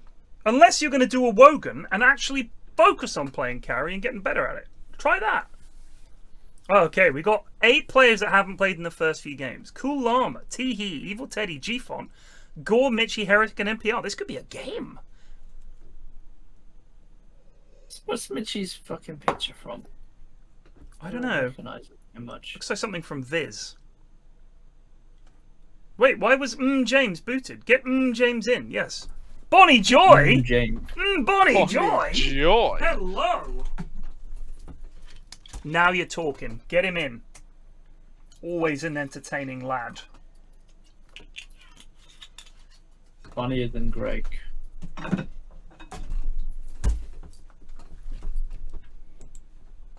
You've got to get Bonnie Joy in. I think Greg is coordinated climbing a down. fucking mountain right now. Coordinated down. He is. Well, not right now. He's climbing a mountain tomorrow. Oh, I see. Where is he? In Wales? He's in Lake District. Oh, lovely. I believe. So, a British mountain, let's be honest. Yeah, not a mountain. Climbing Scarfell Pike. Scarfell Pike. British mountains, really not especially. Well, we've got some decent things. I mean, it's all just like, you know, very chill. Yeah. Because like our the countryside UK is just very chill. It's very chill. The weather's pretty chill. The terrain is pretty chill. I mean, there's certainly, I know people who've gotten in real trouble in all kinds of places in the UK. You certainly go up to the Highlands and stuff in bad weather, you can be in big trouble. But it's not like we haven't got fucking Everest or Kilimanjaro as shit. Kilimanjaro is meant to be quite a chill climb. Really? Yeah, it's just like, it's quite. I mean, obviously someone's going to be like, well, actually, in the chat, but I was aware that it was like quite a low incline, it was basically just like a fat hike. It wasn't particularly dangerous.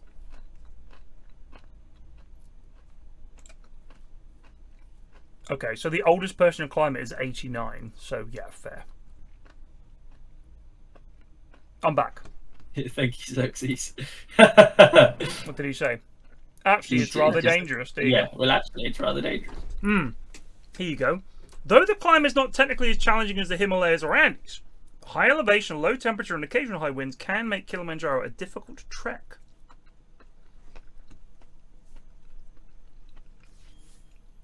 Acclimatization is required, and even experienced and physically fit trekkers may suffer some degrees of altitude sickness. A study of people attempting to reach the summit in 2005 found that 61% succeeded and 77% experienced acute mountain sickness. A retrospective study of 917 persons who attempted to reach the summit via the Lemosho or Machame routes found that 70% experienced AMS, defining the study to be headache, nausea, diarrhea, vomiting, and loss of appetite. It is well above the altitude at which life-threatening high-altitude pulmonary edema or high-altitude cerebral edema, the most severe form of AMS, can occur. They call it the dead zone or the death zone, don't they?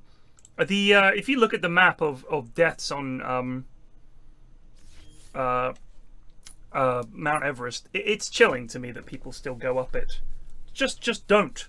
Just don't. It's not worth it. There's no way it's worth it. I'm sorry, but it's not. There's no way. It's silly. You may as well play Russian roulette.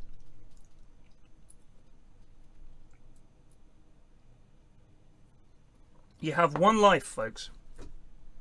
You don't want to waste it climbing a fucking rock that thousands of other people have climbed. I see Harry Kane is doing okay for Bayern Munich. How are QPR doing? I think we've lost 2, 1-1. Right. Maybe lost 3. I think we've lost 3, 1-1. You are currently 19th. We've lost to Ipswich. We lost to 1 win, Watford, 3 and losses. To Southampton. So you've lost 3 times. We won against Cardiff. But honestly, the games have not been that bad. Like they've not been as abysmal as I thought they'd be. I'm rather pleased that we haven't just been playing like absolute dicks the entire time. So there are definitely positives to take. Isle of Man TT is unfucking believable. What's the hold up here? Presumably coordinator kicking back in for other people, I guess. If you watch videos of the Isle of Man TT, it's absolutely fucking terrifying. Yeah, I feel like it's like there's like an average of over 1 person dies every race. It's unbelievable. It's unbelievable. Like if just watch it and see how fast people are going down what are essentially like streets and country roads. It's incredibly impressive, but the bollocks on these lads going around this course, it's just suicidal. It's absolutely insane. They go so fast and there's so little margin for error, and when they make a mistake they die. Like, there is no fucking margin for error. It's not like on a track where there's like skid pans and barriers and everything. It's insane. It's absolutely insane. You got to be in a certain mindset to see that. And the thing is, like say for example, you had, like, are there any lads there who are like married and have like fucking kids who are doing that? Yeah. Because those lads are fucking insane. Yeah, no, there's loads of people. You give that all up, you potentially ruin your children and wife's future just because you want to ride fast. Yeah, it's just alien to me. I do not get it. I mean, I know that I saw there was an article I read. It's quite a good article about it and the men who do it. And for most of them, they always say, like, their parents are like, please don't do this. And they're like, this is all I want to do. Like, it's like they have been called. Same with Everest and shit. People just, they have to do it. For whatever reason, they've been summoned. And all I think of when I hear that, first of all, I genuinely don't respect that excuse of just people saying, I just have to. That's not a reason. That's not a reason. In the same way that can't... Do you remember that? It's a famous manga where there are these holes cut in a mountain and they're the exact same shape as certain people. And they realize that is their hole. Have you ever seen this? No. Oh, you got to look it up. So it's basically a mountain, and these holes that are shaped like people appear on the side of the mountain. And people that come and look at the mountain will look at it and recognize that is their hole. It's like the mountain is calling to them, and they have to get in it. And the mountain they just start sliding down this hole that's like the shape of them. Amagara fault, that's it. And they start going down the hole, and it gradually gets narrow and narrow and pulls them into these crazier and crazier shapes. And on the other side of the mountain, it spits them out as just these horrible, twisted fucking shapes. It's terrifying. And it's the same thing. As I just have to. It's like, to me, that is the same fucking thing. I just have to. I just have to do. You don't understand? I have to do this stupid fucking risky thing. For what? It's very anime, but it's a really good fucking story and a really good comic. Nobody says Ugu. There's no lines on people's faces when they're having emotions. It just looks good. 10 seconds remaining. Look, I've said this before. There is plenty of good stuff out there produced in the style of like animation, Japanese animation. All of the fucking Spirited Aways and all those are really fucking good. And there are some really good comics. Akira is really fucking good. But most of it is fucking dog shit. I've said that before. 10 seconds remaining. Okay, here's a question. Mr. Rad, or Mr. Ad, whatever. I'm sure that if what we call like Marvel comics or whatever, they would call manga. It's just different language, isn't it? I'm going to call it a comic. It's a fucking comic. The BJs versus fucking Oregon Purs. Radiant team ban.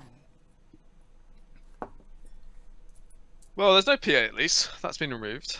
No Witch Doctor, thank God. No Warlock, Ricky. also. Big thank God. Dire team pick. No Void. No, there's Gino Copter. That's about it, really, of the strong as fuck heroes, I believe. Again, this is quite a good patch. I mean, apart from it being a TI patch and Earthshaker being strong because it's TI patched. Aside from that one thing that I hate, this is good. Whoa, Dawn. The lads love to play Dawn. Seen a couple of different styles of Dawnbreaker recently. Seen some Pos 5 Dawns, seen some Pos 3 Dawns going like Blade, Mail, Halberd, things like that, and seen some Pos 3 Dawns going the more traditional Echo Saber, Shard style. Yeah. Ashwin's gone again. Coaching crisis? His team has fucking L'd. So he's got to go tell them, yeah, guys, that was it was going to be a tough matchup no matter what. All right, you done fucking fantastic work. Well, let's pick it up for the next game. All right, we'll learn a few lessons, etc.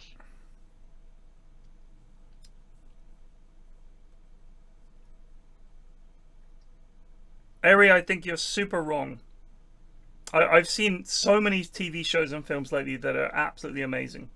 Watch The Bear, by the way. Anyone that hasn't watched The Bear, season 1 and 2 are absolutely incredible. I watched season 1 literally yesterday. This weekend, I watched season 1 with a friend for most of the weekend.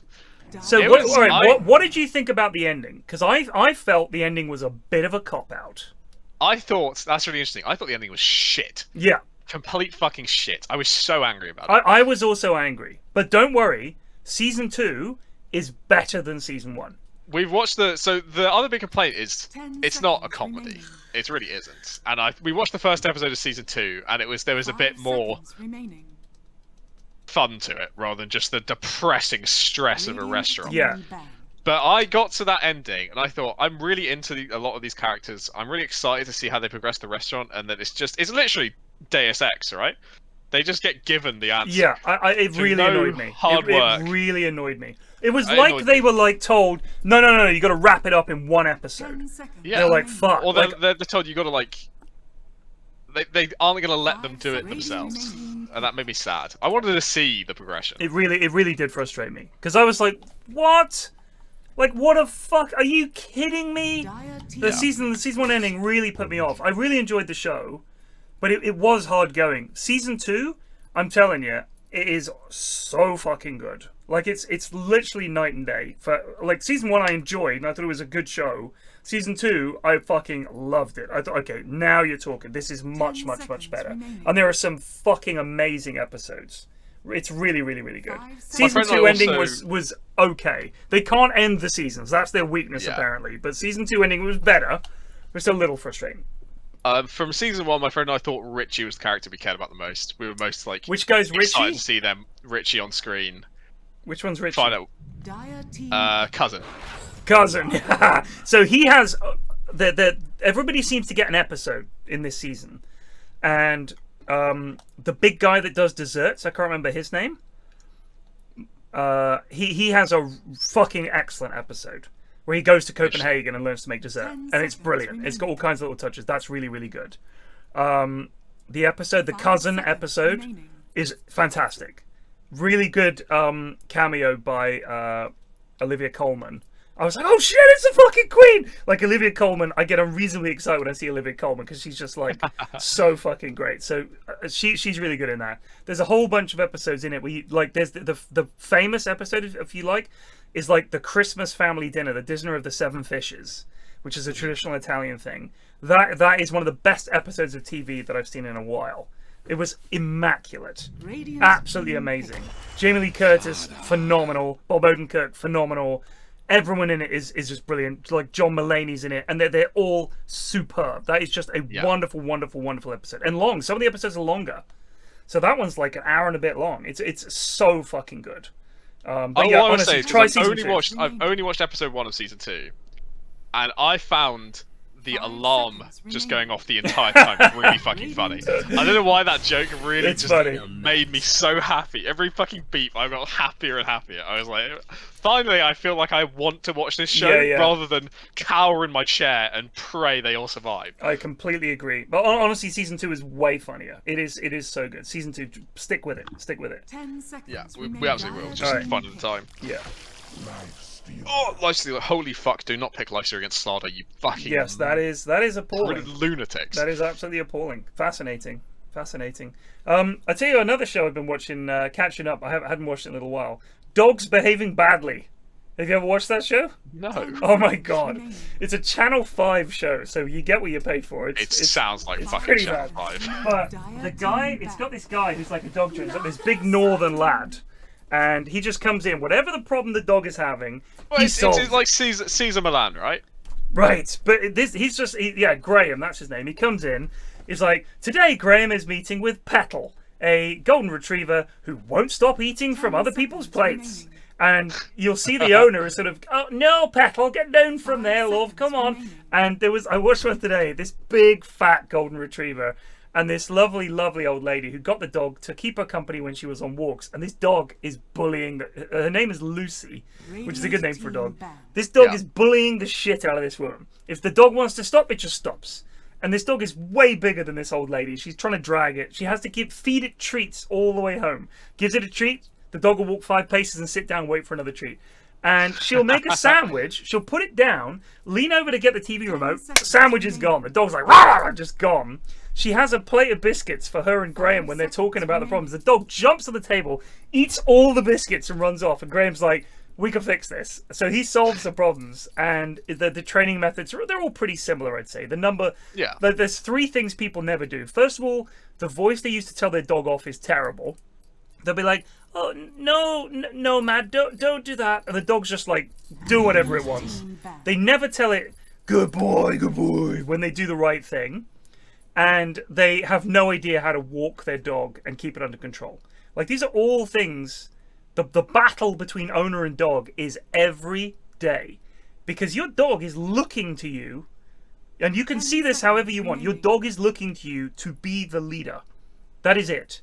And if you start slacking, your dog will take over, and it's much harder to get them back in line. So here's the thing I always do when I feed my dog, when I feed Aggie. I get her food, I make her sit, I put the food down, she has to wait. And sometimes I'll make her wait quite some time, and then I'll tell her she can eat.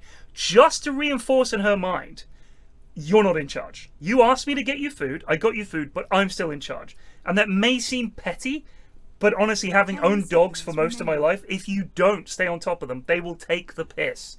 Because that's what they do. They're always trying to take the piss. Graham knows. Watch it, Plague. It's on Netflix at the moment. Dogs behaving badly. It's so funny. Mate, I've got my own. We foster dogs. We have our own stable of dogs behaving badly. But you can watch this and you'll be like, absolutely. Absolutely. I've seen that. Like, it's so funny. I mean, I love dogs. I absolutely love them. Cats, I couldn't give a shit about, really. We've got a cat. She's just fucking worthless. But the dog, I absolutely love dogs. There's so much love there.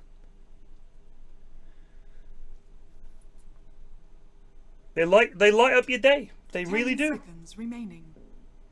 I don't know how the dogs you foster are. I don't know if there's some of them are really difficult, or if some of them you try, like, you hate to have to. Difficult is a complicated word. Some of them have had really awful lives. Of course. And they carry that with them. But most of them are pretty chill.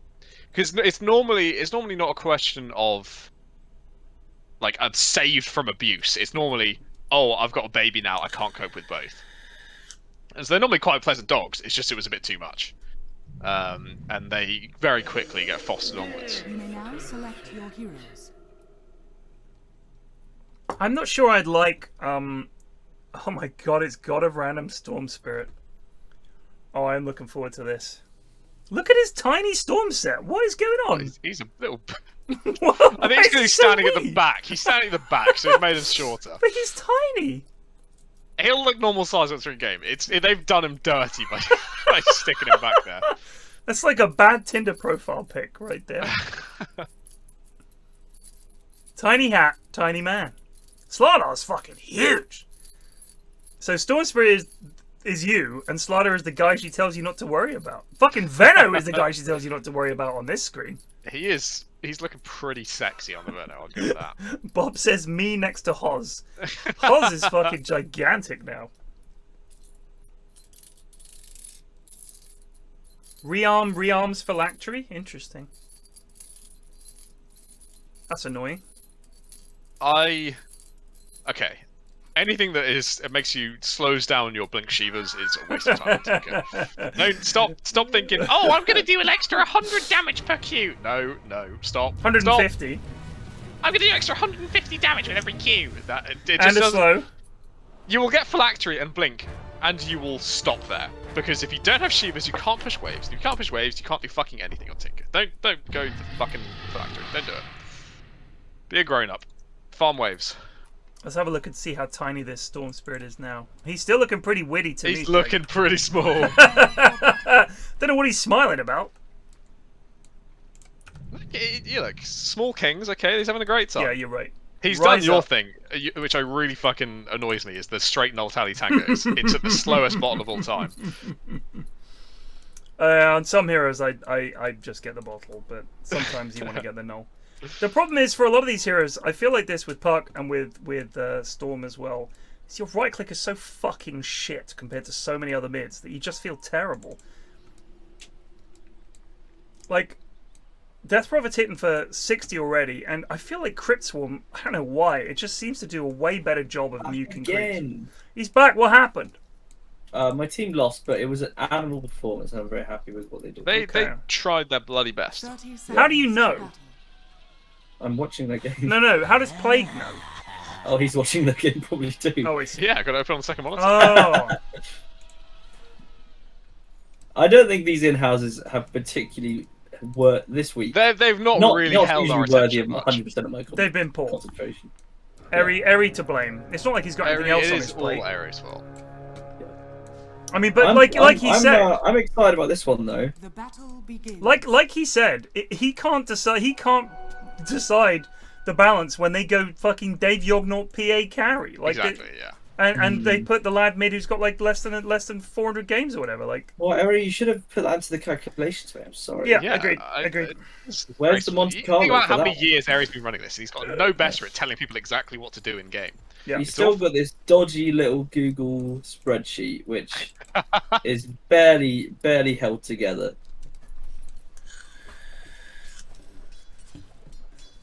I wish I was watching Goon TI. That's it. Maybe we suspend Inhouses for the duration of Goon TI. Yeah. I mean, obviously, for the people who aren't in Goon TI, but maybe not 3 games, or maybe mix it up a bit. I mean, I think there will be games on Tuesdays. So we should just do the Goon TI games that are on Tuesdays in replacement of the Inhouses and watch some replays. I agree. Because this fucking sucks! What is it? I mean, last week the games were pretty good. Yeah, but that was pre-GTI. Yeah, I know, but I the only reason I found the games today quite good is because my team was playing. I don't think the games were that amazing for the. If anything, they're going to be less balanced because they've selected their own teams. It was quite one-sided. Like their team was like fucking Madge and Bleak Giant and fucking I can't remember their team now. Isn't it George 5 men now, Eri? Haven't they? Isn't the grill not turned up? It's 4 men and grill, but there's no grill. There's no grill. It's just disappointing team. No grill. I'm sure we could. Where did that come from? The grill as a replacement for the word girl. Oh, I don't know. Because it's George Foreman's grill. Yeah, but it's like grill has been a Twitch thing for ages, where a woman appears on screen and people say grill. Yeah, I mean it's clearly just an easy mistype of girl, and someone did it. Yeah, and I mean, I don't. It's probably originated on some tiny stream back in the day, and it just spread from there. Probably very hard to find out where it came from. They had they had fucking Eagle who's Ancient 4 and So how did Eagle do? Because I'm honestly Eagle did fine. Like he definitely was much better than anyone on my team, but that doesn't really make him Ancient 4. I'm still surprised that he's in the Inhouses. I don't know what Eri was thinking. I don't know what Eri was thinking. Which sentence I think say quite often. He's just in there by habit at this point. I mean, we've said that some people are grandfathered in, but I still feel like, does he have to be? Like, it's not like Eagle is like has to play in Goon TI. It's unfair on the Goons. Well, they're not tipped to win. No, but they're tipped to be what, like probably like 3rd or 4th. I'm not entirely sure. We'll see. Let me see what the tippage is. I think the point is, he got glickoed rather than got good. It's hard for us to evaluate where our top ranking should be when the ranking system has been so. I mean, if Greg is at Divine 4, I mean. Yeah. Oh, but I fucking deserve it. Greg has a tendency to get boosted, because I remember in Rocket League he was also like super boosted. He was obviously convinced that he was accurately ranked, but he was like had a higher MMR than It's just the Rorts effect. You just start playing games with the Rorts, and it's an easy boost. The only player I can think of. The thing with Rorts is usually like really undervalued. Oh, and nothing can change about that. He gives his powers to others. He leads others to a treasure he cannot possess. Yeah, but I feel like that he has the treasure, which is freed up. Yeah. The only person I can think of in Rocket League like League that guy who can eat whatever he wants but stay the same weight. Cosmic Hillman just resubbed I always for thought Miles was 72 good in months. Rocket League. Who He is seemed like the starting only yeah, guy we're doing genitals he's now. actually good. Thing is, he uses like a controller. Jolly Grinch just resubbed for 83 months. Cheers. I just use keyboard and mouse. Oh wow. You just use the arrow keys and. I was just dreadful. That's about it. I was so bad at that game. My god. Yeah, I mean, it does take a while to get used to. I think it's much easier to learn the controller though. It took me a long time to get used to it with the mouse. So Snook says, by the way, that someone on a Wagga stream heard a girl and said, "Ah, grill." But it doesn't mean that they were the first ones to come up with it. Yeah, I doubt the term grill came from fucking Wagga. Yeah. Is that going to be on the fucking internet history site? Yeah. Those two stream are Wagga. I like that Sneakers remembered that, or is that come the from only? Do recent? you know what? The only thing I can remember ever from Waga's stream Defender is the, 4U just like, resubbed become a for pro 45 camp. Yeah, months. Amazing oh, I copy love the pasta. copy pasta. I That's one of my remember the favourite copy final pastas. words Waga said as as I walked out the door. Send Your in the 5 next minutes are up. guy. Send the next person in. It makes me laugh every fucking time I see that. Someone go find that for me. I wanna. Didn't Sheepstick go to that? Sheepstick went to that, yeah. Sorry, love from Raya, whatever. Is she actually not want to be known as Sheep anymore? It's still Sheep in Dota, but outside of Dota, it's Raya. Alright, well, I'm gonna call her Sheep now. I respect the new content, but she's playing Pokemon, so that's... Gore, what the fuck, dude? Gore is a bit nuts, turns out.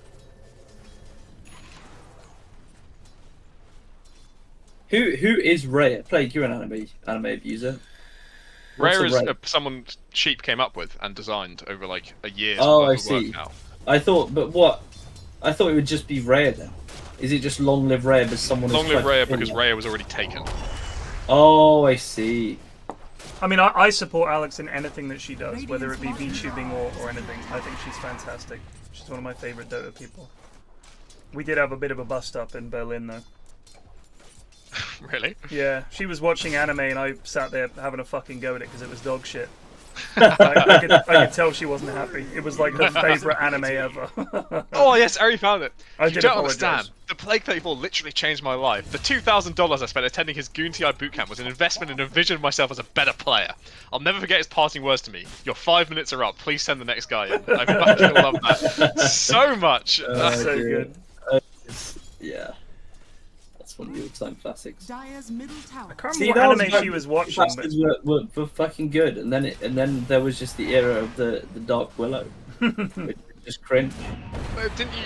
I remember, Ashen, you really loved all the Indian ones. Oh yeah. Players yeah. like. Yeah. The one, yeah, where it was just like parodies of player names. Yeah. Oh yeah, that was funny. They're funny. playing for the Mumbai Masters. That was funny. Like Arteezy or Anrat Bavleen is a player for. Dire's middle tower. My God, it was just good. Yeah, they were just done for every single player. Yeah, everyone could have one. I can find them. So those who doesn't know, there are the Indian Pride team. God, this can't be right. VP is Vindaloo Punjab. Is that right? I do remember that. NIP is Ninjas in Pakistan. Nigma is New India Gaming Mumbai affiliates.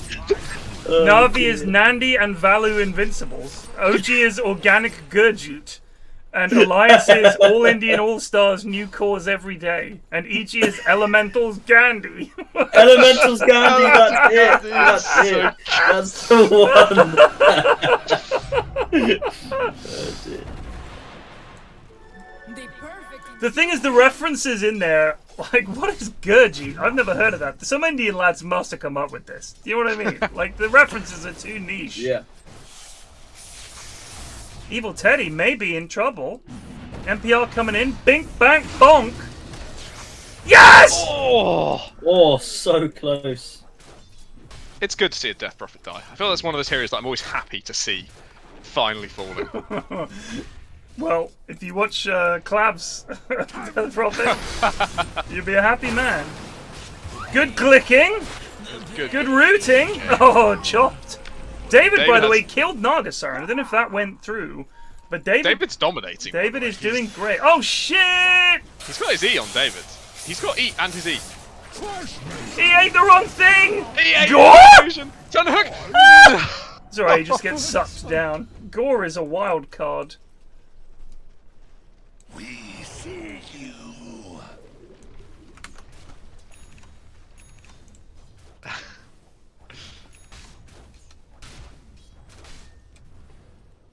Nazir Enzi Felix Federaka is an Indian professional Dota player who currently plays for the Pakistan esports team Lahore Lak Lions, LLL. Who's posted this? Ari did in 2022. Oh, did he? Where's he put it? He's just linked it in Goons. Emir Emu Hashkakar is an Indian professional Dota player currently plays for Pakistan's Lahore Lak Lions. He's currently locked down with his grandmother in Singapore after attempting to scalp tickets for the International 2022. Oh, this is bold from MPR. He's playing like shit. I'm gonna put that on the record. He is? He's getting fucked up by cool llama, which I like to see. Every patch I believe in lifestealer, and every patch I'm disappointed. And maybe finally the hero has a place. I think he's always been on the brink, but I guess he's always had this issue where like sometimes he just can't run at things very well. Yeah. Dire's bottom tower is under attack. Wait, what are people talking about, Sheep? Haste. Sheep is probably gonna do TI and then maybe not that many Dota panels afterwards. Stupendous. Where'd you hear that? She said so. Yeah, she did say that. I don't want to say anything in case people don't know. Yeah, of course. I'll say what she said on stream is that she hasn't. Some events have been pretty boring. When you're just doing panels with no crowd and you're doing the same thing over and over. That's kind of what it is, sadly. But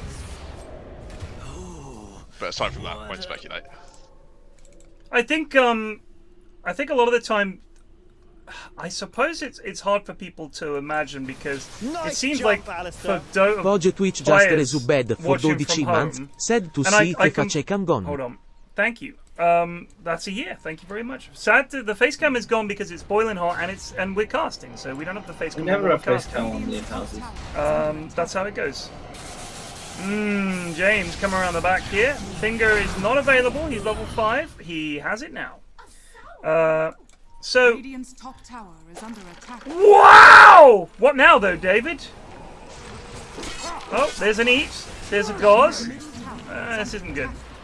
So when you go to a Dota event, a lot of the time, if the meta is stale, or the pro teams do what they do a lot, which is play just the meta over and over and over again, teams have kind of lost having quite the level of unique flavor that they used to. It feels like a lot of the time it settles into pretty much the same draft over and over and over again. And there are some heroes who you get this hero and you know exactly what the timings are going to be, and it's just a lot more organized. It's not quite as bonkers as it used to be. And I mean, certainly when you watch a lot of games now, it does feel like it's pretty much, it can get quite stale. Also, you're away, if you go for like 2 or 3 weeks, then you maybe go back for a couple of days, and then you go to another event, you're there for 2 or 3 weeks, you go back for a couple of days, or maybe you just go straight. It is very non-stop. Because you've got the ESL stuff, like you said, with the Dream League, then you've got DPC, and it's a lot. It's a lot of Dota. And you're you sit there, you watch the games, you sit there on the couch, and you say, what to most players that are good, I'm sure, is very obvious of what went wrong or what went right. You're like, well, they had these heroes, they didn't do this, the other team did that, job done. So it's quite repetitive. So, I mean, for me, when I go to events, obviously, my job is not to analyze.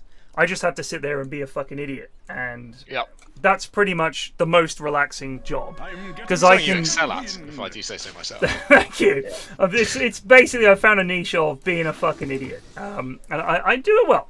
So that's a lot easier than having to stay on top of the meta, watch replays and all that shit. Like, it's quite hard work and quite boring, really. So yeah, most jobs are pretty dull, but I guess if you enjoy streaming and playing Dota more than you do watching Pro Dota and talking about it, I guess Alex's point is I don't really want to have to do this as much anymore. It's not that interesting to me, so which is a shame because I know that she was super hyped to get into it, but it can be quite a slog, especially the being away from home part. Like it really is a long time in a hotel or in a the apartments or whatever. It's a long time away, and sometimes it's just the same day. You go to work, you're there for like fucking hours and hours, you come home, there's not much socializing, you don't have a lot of time to hang out with your mates or play Dota, so yeah, it can be quite frustrating. This is bold from David. Especially paneling must get quite tedious. It can indeed get quite tedious. I think casting is probably fine to even though, like, I guess you still have the one with the away from home stuff, but I feel like it's at least the casting job is the one that I would like. But paneling is very obvious when it's tedious. You're like, you got to talk for 20 minutes about a game. It was very clearly what went wrong. Yeah, it's just pointless chat. That's and I some think the hard producer part. signals off screen. There's gonna be a 10-minute delay, and you want to just cry. The fill is hard. They can't just evolve into football chat like we can. No, they wouldn't. That wouldn't be permitted. I've got to say, Evil Teddy not having any points in silence against this team seems kind of silly. It was a nice. There's all 5 here chasing Gore, and he's gonna die. Gonna get the kill. Fleep. Lovely. +1 fleep. He's actually on. Let's. Okay, say it quietly. Is David on Street a punch player? He's 5-1 and 2. He's got 7 fleet. He's doing well. He's fucking fat. He's almost got Ags. He is fucking fat. So when you're casting, if you look at say Sunsfan and Sind, right? I mean, it is hard work, and believe me, they do get burnt out. But it's also a lot of fun because I feel like you're more in the moment. Yeah. And the games are fun to cast, and your casting partner is someone you get along with, and you know that you can have fun. I mean, if you look at Sunsfan and Sind, their casting is like, for me, it's the most entertaining to watch. It's so much fun. Whereas, I mean, like, Owen and Fogged is like the most hype for the big series, the big games at TI and stuff like that. I just feel like they're just unmatched. They're so good. Still though, I used to think like Sunsfan and Sind were like kind of like the meme jokey boys, Right. and like I wouldn't want them casting a serious game, but I can't lie, Sunsfan's casting, like hype casting, has got a loads better. I agree. His hype casting is actually so fucking hype now. You know what as well? I think Cap and SVG as a pairing. I loved Blitz and Cap casting, but Cap and SVG is another thing entirely. Like it's a different vibe, and I fucking love it. I love Cap and SVG casting. The series they cast, the Liquid series against God, who was it? Was it Entity? When it was like unbelievably close, and they just barely got like Pango roll off and shit. Yeah, that was one of the SA teams. The casting for that was so fucking hype. Absolutely loved that. So I think they're brilliant. I think we've got 3 really fucking good casting trios. I've been enjoying a bit of watching the qualifiers. I've been enjoying Trent and Lyrical quite a bit. Listen, those are 2 of the nicest fucking lads in the fucking universe. They've got a bit of that Sind and Sunset energy where they can just kind of chat and it's quite fun to listen to. Whereas I don't feel like the other casting pairs doing these group stages, what the fuck they're called. I don't think they've got that kind of having fun just chatting to each other. They seem a bit nervous. I think the thing is Trent and Cap and Gabe have cast like TIs and stuff like that. So there's a little bit of sort of you can relax a bit. I mean, they still work incredibly hard, but they're not on tenterhooks like, oh shit, am I going to get an event this year? You know, a lot of guys are just super worried all the time, and that nerves, I think, kind of comes off. You're going to roll right into TI as per usual. I don't know, brother. I'd love to, of course, but what is this? Bit late. What is this good job, MPR. Another feed, another fleet. One thing I like about Trent and Lyrical is that they always. It feels like they're always trying to include the audience in whenever they're casting. There are some casting duos who are like quite inside jokey, and so it can get a little bit confusing if you don't watch too much, you don't understand the memes. Yeah. But I think those 2 keep it quite relevant for just a casual viewer. So I think I've met Nomad briefly, but I've never hung out with him. Which I'd like to do, because I mean, you know, Dota talent in general are smart, funny people. Because it's a very complicated game. I am not that, so I'm just happy to be around people like that. So whenever I hang out with Dota talent, especially people I meet that are new, I'm like, damn, this person's like really smart and really funny and really cool. And slacks aside, obviously, he's none of those things. But hey, piece of shit. Stupendous. I mean, honestly, I really, really wish that at the TIs when I've worked with Hotbid, Slacks, and Dakota, that there was some way that we could have like streamed that or something. Because when we were hanging out backstage writing the late game, those are some of the most funny fucking times. Those lads, like, they're both really fucking funny, Ken especially. And it's hard work because you come up with an idea and it's like, no. So you've got to sell it to 2 other really funny people who know what they're doing. So any ideas you come up with have got to be good. So it's really hard work, but it focuses you. You're like, all right, got to come up with a good idea. And after a while, you get into the habit of sort of running your own ideas past the "is this good" meter. And it's good training, really, having to sort of challenge yourself. Oh shit! David is fucking pogging off! It's kind of crazy to me how well David's doing this game, because he is dog shit. Yes! Like, no word of a lie. And he's just... everything's going David's way.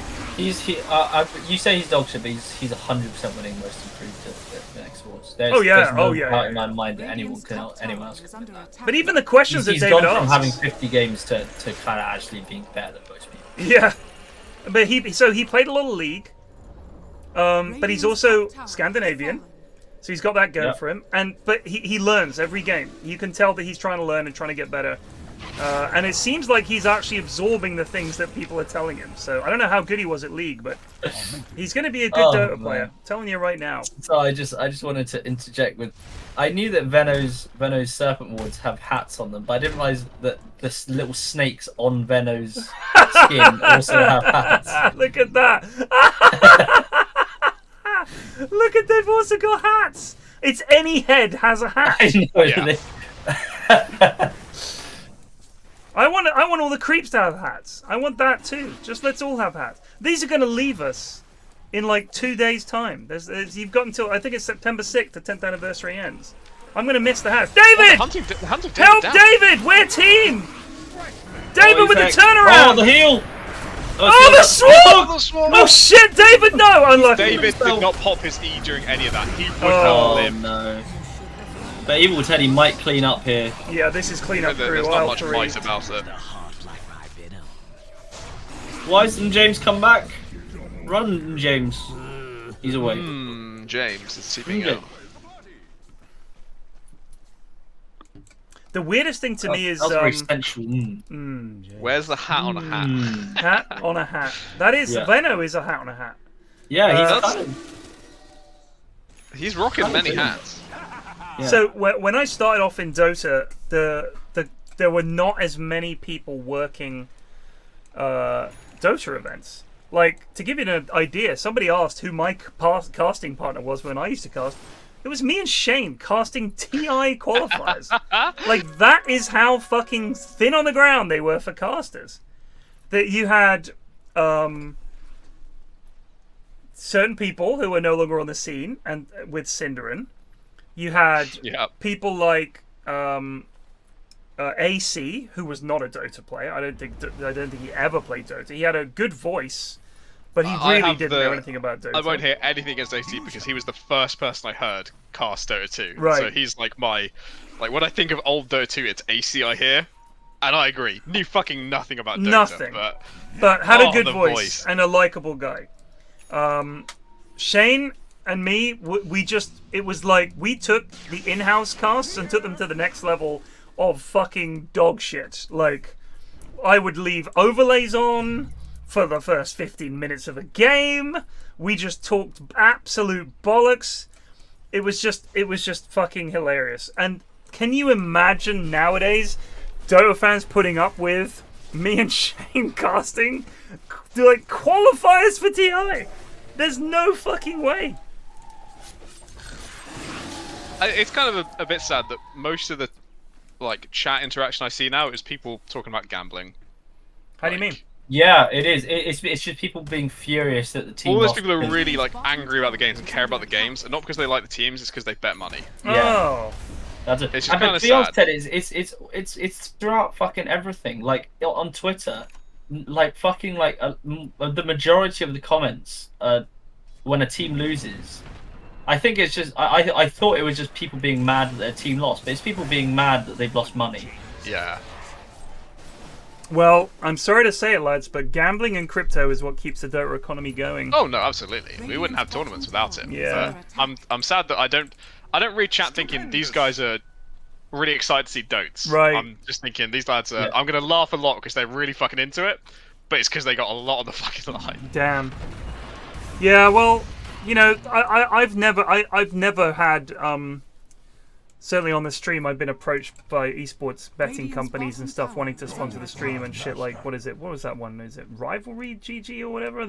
Yeah, Rivalry. All of these companies, like, you get reached out to you. Hey, we want to sponsor the stream. I was like, no fucking way. Like, it's not something I'm into. Look, if the company I'm working for does it, that's not my business. I'm just working there. Job, Alistair. If I understand how much money it takes to run these things. You'll take what you can get. These gambling sites are one of the companies that can make money from esports, so fair enough. You've got to choose between gambling or Saudi. Right, that's literally the comparison. That's it. That's what you. Big fans of Saudi Arabia on the stream. Yeah, at least they won't have gambling on there. Exactly. No alcohol either. Very seamless. Well, now that's where I have a problem.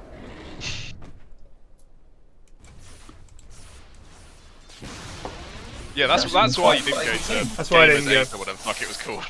Riyadh Masters. Riyadh Masters. There wasn't an entire thing called Gamers 8. There was a bunch of games there. Yeah, it was. It was like apparently a massive old thing. So like it's called Gamers 8 Riyadh Masters, I think. That was it. So it's I think they have CS and like Siege and Dota and Rocket League. I don't think they have League, which is quite funny. Well, Riot doesn't need the money. Is the answer. Cool Armors, they got real fucking low in that race. That's that was funny. close. Wow, I didn't even realize. How'd they not be able to do that better? I feel like DP didn't want to tank. And yeah, it's actually the tankiest hero. I feel like Teddy should have fucking just stepped up there. But Feast does not work on Roche, I believe. Oh really? Yeah. You don't get any lifesteal from Roche in any capacity. Interesting. I mean, I suppose it would be too strong because it's a percentage of their max health. You get I'm chatting shit. You can lifesteal with items. I just don't think you can with Feast. Okay, really? just no Feast. Deal damage and provide heal for a percentage of his target's max health. So if it stole 3.4% of Roche's max health, that would be a lot of fucking health. Open wounds works. As Eri says, you can lifesteal with open wounds, however. But I don't know the specifics of why lifesteal can't. I'm putting a Greg 100% guarantee that Feast does not work. It's not really a Greg 100% guarantee if it's correct though. That's a problem. That very fair. Yes, so I know. We know that Troll can lifesteal. Usage of the Greg 100% guarantee itself a Greg 100% guarantee. The question is, Feast is. I mean, if you look at Feast, if it worked on Roche, 3.4% of their max health. I don't know how much max health Roche has. But every hit gives you 3.4% of his max health? That's fucking insane. Yeah. Also, here we go. Doesn't it deal damage of 3.4% of his max issue? I'm making that up. No, that's just... No, so it's 1.7 of his max health is quite damage. That's like an extra... I don't know. Like that is a very, very dead Slaughter. Slaughter, no BKB. James is in trouble as well. Yeah, James is dead. So why doesn't Slaughter have BKB? He's gone for an AC ahead of a BKB. He's gone for an AC. I feel like he probably should have got a BKB. You can probably justify a casual plate mail against DP and Lifestealer. Not a full AC, lads. You gotta get a BKB. Otherwise, you see what happens. You just kind of get silenced and stunned, and you don't do anything. Well, that's a lane of buildings. Dawnbreaker, however, is doing something down the bot here. Do they just go mid? They don't have DP anymore. I think Arcane Boost is probably not correct on Dawnbreaker if you're going Deso, but I think it's supposed to be Phase Echo Saber. You have the mana from Echo Saber. But you know what? Isn't this a support Dawn? Yeah. Oh, it is a support Dawn who's gone Deso Shard BKB. Yeah, I know. This is a very NPR. I don't know what the original plan was, but can we asked him, don't play off lane. He pits Dawnbreaker +4 and farms like an off laner. And he's deservedly lost. Just fucking play some Ogre Magi. Get in the bin. Gore is poor. He's going for Lincoln's, but I really don't think that's what he wants. I don't think he should get a Lincoln's. I think he should just get the Ags. Don't know really what this is. They're gonna get DP. They're gonna get DP. Nice. I think Cool Llama will literally 1v5 quite easily. Yeah, Cool Llama's pretty terrifying. That was a swap. Oh, they can call it. Is this game 3? This is game 3. Excellent. This is Excellent. quarter to 11, boys. Yeah, this is some This is good fantastic. shit. Well done, That's- Eri, mate. You fucked the Credit to game Eri so for hard. starting the lobbies quite immediately when Oh, we're in very there, good getting them going. timing. Yeah, yeah. No, I Fantastic. wasn't delaying game 3. Just saying.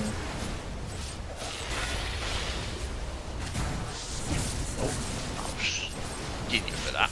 Oh, Yeah, sweet, I'm good. You know, I was complaining about being tired at the start of the evening. I can go to bed. These lads are so poor. Oh, they're never going to end. We spoke too soon. They've been beaten by the tower. Just waiting for creeps. I would like to see David get the thing where he can eat a teammate. I think that would be good. The shard. He's silenced, but he's fine. These hooks have now fallen off. David's stopped. Oh my! Oh, why? What? Okay, yeah, let's not fucking fight. Heretic, you're a disaster, mate. What's going on? I feel like they My had god. them there. What was that? That was like their best fight, and he fucking literally... I had to check which team he was on. Well, he's got Aegis, isn't he? Well, they get punch hit, though. They cannot Yeah, get but at what cost? Oh, they cannot get punch hit. Bloody creech. Alright, type it. Type the letters. They might kill They might kill Evil Paddy. Nope. What a random has just been like a mild annoyance. They got him! Dire's middle barracks has fallen. That might be the worst song I've ever seen. It was pretty bad. Dire's middle barracks. Like, that was their only chance to win that fight, was they got two cores isolated and could have killed them, and he's like, oh, stop that. Stop that. Let's not try and win. Let's fucking sing. Oh, fuck I need doing? that as a fucking set. What?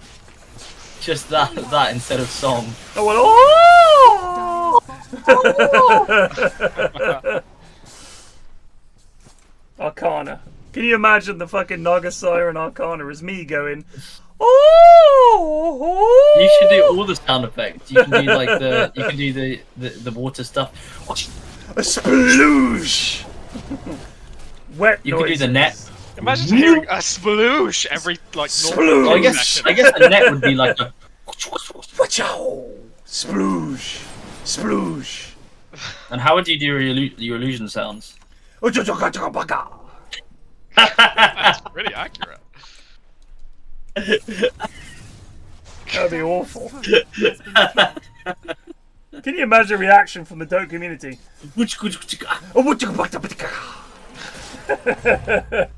When I spent $25 on this Arcana, I did not expect. It would be at level 500 at the battle pass or whatever.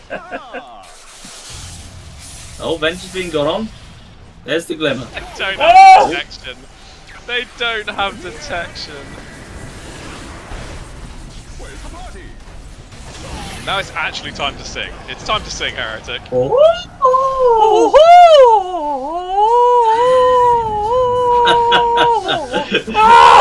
David! Type the letters, you fucking mouse! This has cheered me up greatly. Sorry, your team lost. No, I'm fine. I feel like Gore's entire job has been to zip in, get into terrible trouble, and then zip out. That's all he's done this game. That's what Storm does, I'm pretty sure. That's all Storm does do. Yeah, I think he actually couldn't have done anything else. He's probably played the best of his team in the last 15 years. Yeah, he's tried. Better than Heretic just randomly doing the old song. Heretic has been terrible. Oh! Heretic has been a terrible Naga Siren. David has stopped landing hooks. David is really, yeah. David is playing well on virtue of just how tanky he is. Oh, shit! I really thought he was going to live there. No, David. Is that a Schitt's Creek reference? Yeah. I We love spoke that about shit. this a few weeks ago. I love that shit. You, David. Ooh, David. Dire's structures I watch the winery ad clip quite often. I love it. GG type James. Yeah, what on, mate? Fucking hell. 25k gold lead, 32 to 10. Never in doubt. Dreadful. Still done before 11. Delightful. Praise Jeebus. Immediately invited to Tom's stack. I'm tempted to play. I'm really down for a game of Dotes. Is there room? There is, but oh yeah, okay, they're doing stuff now. Are you playing? Yeah, I'm in. Get in here. One game. We've got Dave Yognot as well. All right, let's do it. Yeah, baby. Let's roll. Oh yeah, we've got Dave Yognot in the back. What a winning proposition. Well, dodgy Dave. Ray. MVP. I want to give an on to David. I don't know about MVP because he then fell off. Much like a striker who has a great start to the season and scores like 8 goals and then doesn't score again until February. He did well, but then there were a lot of missed hooks. But he did do well. He didn't use his E enough, as the lads pointed out. But he did really well, won his lane, and was a real threat throughout the game. So, David on, no MVP and LVP, the entire Dire team could really, or the entire Radiant team could essentially, or Dire team could be a LVP, but we'll just give dishons to Naga Siren. Anyone in, any problems with that? Nope. And probably MPR. Hello? Hello! Let's queue. Hi. Howdy. Howdy! I've picked up a bit of a man flu, I think. Oh dear! You've also picked that up, dude. I hate to say it's not that. It's probably COVID. I tested. I'm negative. It's not that bad. It's a little sore throat. I did not. A little bit of a temperature. I did not acquire this. No temperature. So loads of people I know have got COVID. Obviously, Joe had COVID. A bunch of people Mrs. F worked with had COVID, and yeah, it's going around. I heard that. That's why I tested 3 times. They're all negative. So I'm gonna assume it's not, but yeah, I'm probably still gonna test tomorrow just in case. All right, vámonos, chicos. Have you seen the Team Secret tweet? Prakash Puppy Yadav is an Indian professional Dota 2 player who is the captain of Team Shakti. He is currently the tallest man in India. Wow. Oh, those tweets are always good. They're so good. It's a good meme. It's a good, wholesome meme. The Shoe Mail one was funny when because he's playing for Asta. Instead of Shoe Mail. Yeah, Shoe Mail. Emperor Shoe Mail.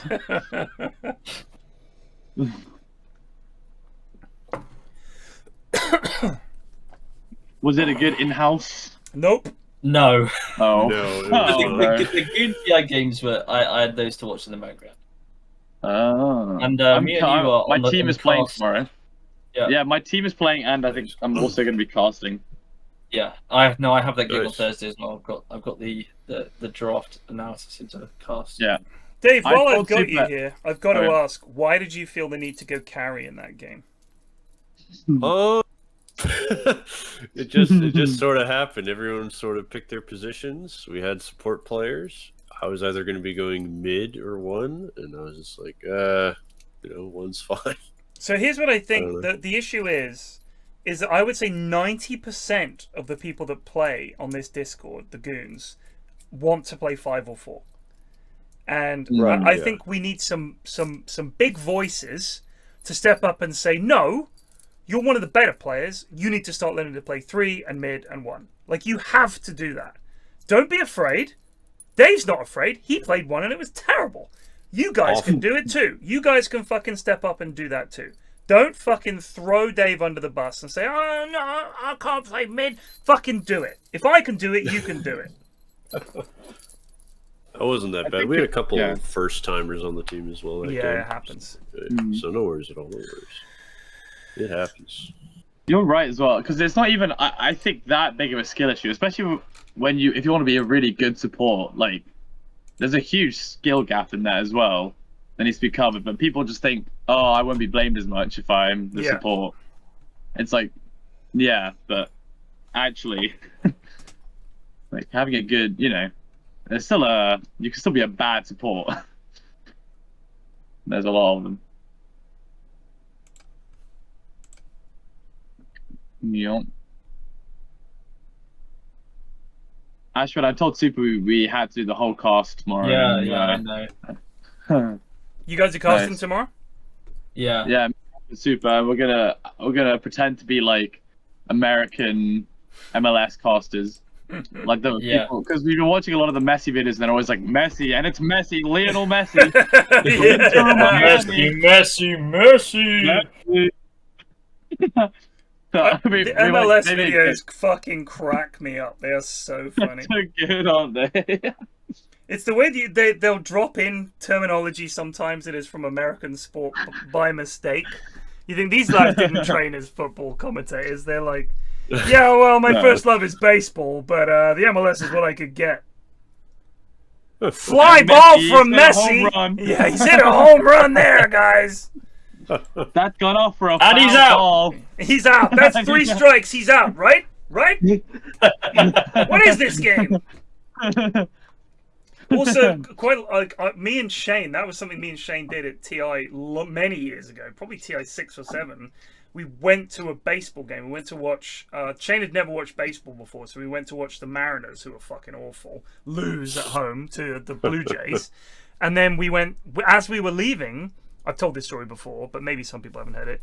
As we were leaving the Seattle Mariners ground, we bump into these lads in the street holding football scarves for the Portland Timbers. And they're all singing football chants. And Shane's like, what's the crack with these lads? I was like, well, let's find out. So we went over and said to him, this one lad who looked like the organizer, Shane was like, what's the crack? And he's like, well, we just have to watch the game. And we're traveling fans all the way from Portland. And this is our big game against the Seattle Sounders. And he said, do you guys want tickets? We've got some spare tickets for the away end. We were like, fucking let's go. So we got in.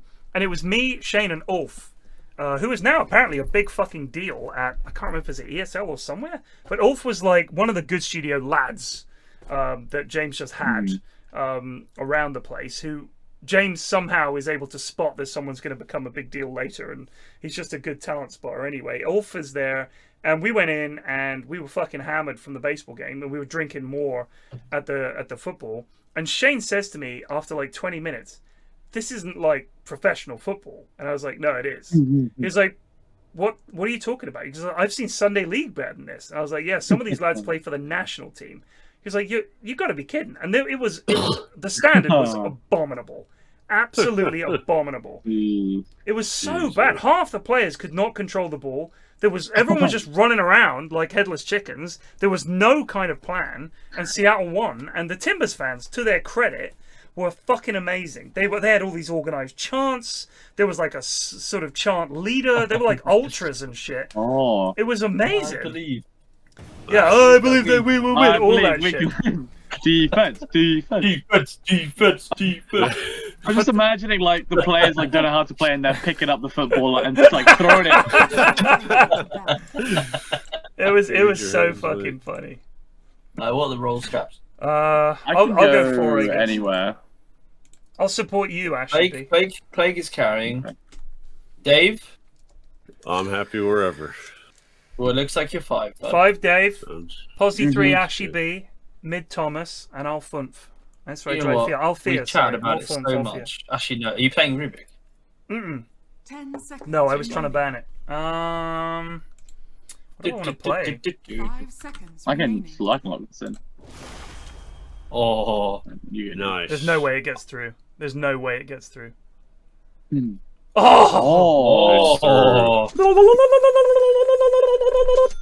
my celebratory noise. As the average double pick. Oh no! What got banned? Tied. And Ron, that's tied out the pool.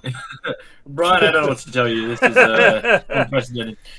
They've been working on this tide all season. It's been a linchpin of their defense. How will this midfield handle themselves without the Tide Hunter to hit those dingers? Look, they brought in the new boy Sven. It's an interesting one, Ron. I don't know.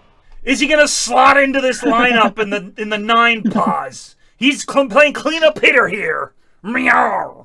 Plague's gonna play fucking Gyrocopter. Oh, Gyrocopter. Is this offlane Sven a thing? Yep.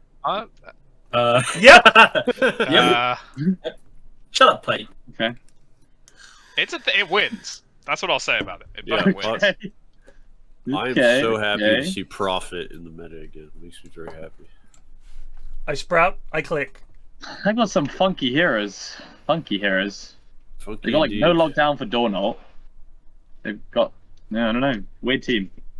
Weird old team. Silver Edge and another Weird fire. old team. Yeah, just get a fucking Silver Edge, mate. Lol. Lol. Mid shaker, what's up with that? Just fun. Okay. Mid shaker. I played a lot of mid shaker recently. Like a lot. Here we go! No! Oh. We've got a spaceship front and center. Not that.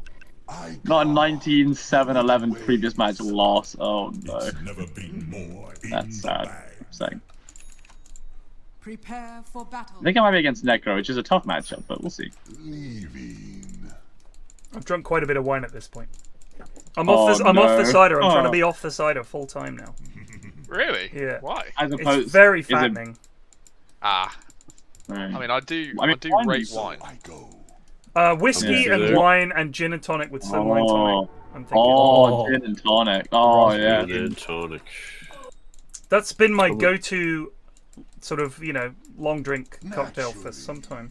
And I do enjoy it's a good just whiskey. pretty nice. I'm a Suntory man. Yeah, you can't go wrong with it. Really, it's good. It's not too fruity. It's very easy to drink. It's nice. Agreed. It's easy to drink. Unlike some of these complex drinks, I've been struggling. Yeah, how do you fit it in your mouth? 30 seconds to battle. It's just smooth, It's not like a spiky drink. They're all up I don't know. I think we're fine. Yeah.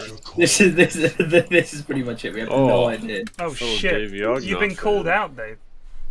I am Dave! Fucking Yogs fan in the chat. Mute all these fucking idiots. I am Dave of Devon. Dave, are you a big Yogs fan? Yeah, I've had this account it would name be since I hard was for not to 13. be. 13, my god. The season arrives. That chuckle, that Dave chuckle. It's hard not to have it warm the cockles of your heart. Like Dr. Hibbert. There it is. Mr. Simpson, no. Dr. Hibbert strikes again. Yes. Not the dark.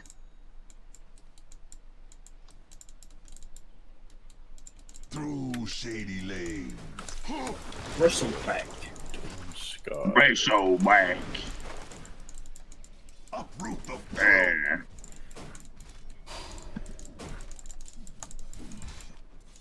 By hidden paths. Nice Ted, mate. Sort him out. In green, I go.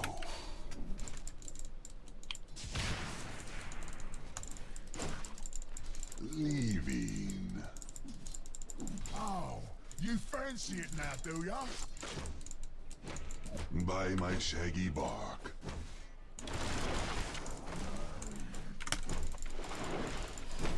Naturally. There you go. Get fucked. Oh.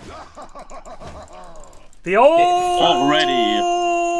Runger bait. Already looking for more.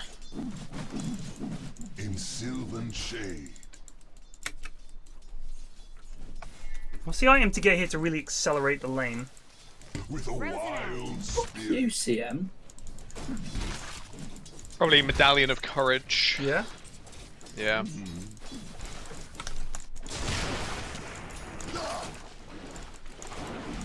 If you need anything, Plague, just yell it at me. Do my best. Horror at me. How sweetly the sap flows.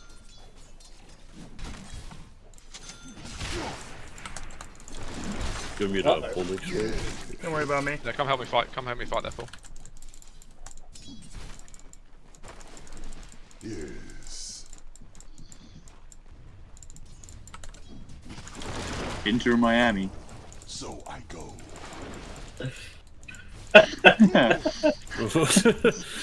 Just ignore me. I spent too much time so we could just laugh at this stupid thing. My hidden paths. I'm under attack. Uh-oh. Missing Oh, he cut Scar. the wrong tree. Woohoo! Oh, they pulled. Bad. I'll pull next wave if I can.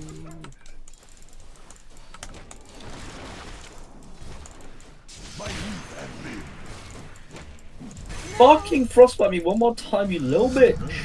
Ooh, drama. On my way. Oh, there it is again. God damn it.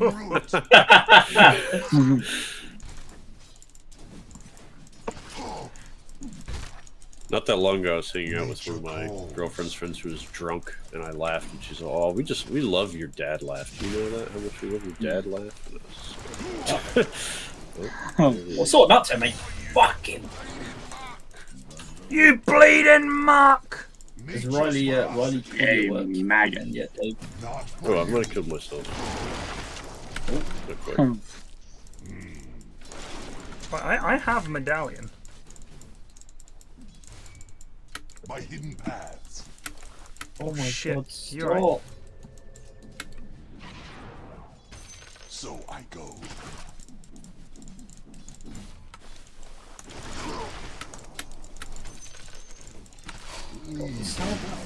God damn it.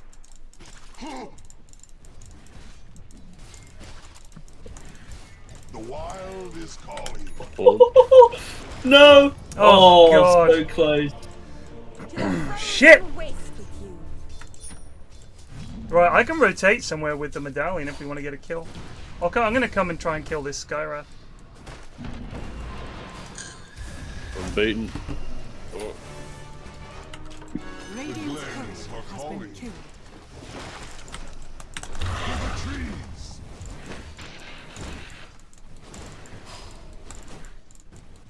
With a wild spirit.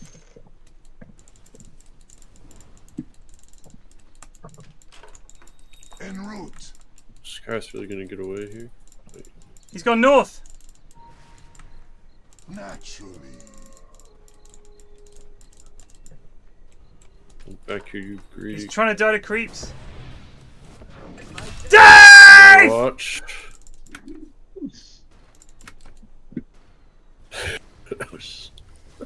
I'm coming back to you, actually. I'm going to sort this person back out. Playing my cards right.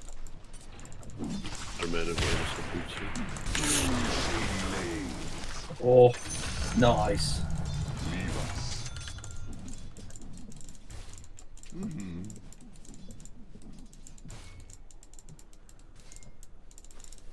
On my way. Ah. Would appreciate any cat stats happen, Ted. Yes, mate. I'll get right on that, Chief. By my shaggy bar. As and when. Your middle tower is under attack. I'm coming up there, team. Good. We got no minute.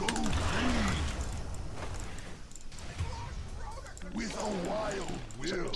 Your middle tower is under attack. Necro is missing. He might be coming back.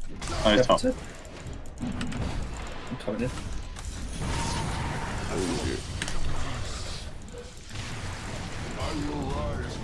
Damn the heal. Yeah, that's annoying.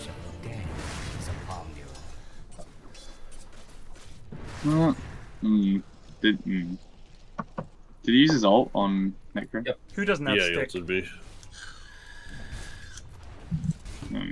I've got a stick. If we come around the back on this guy, we might be able to get him. I've got TP in a few seconds, Plague. Yeah, we can give it a Your try. thoughts?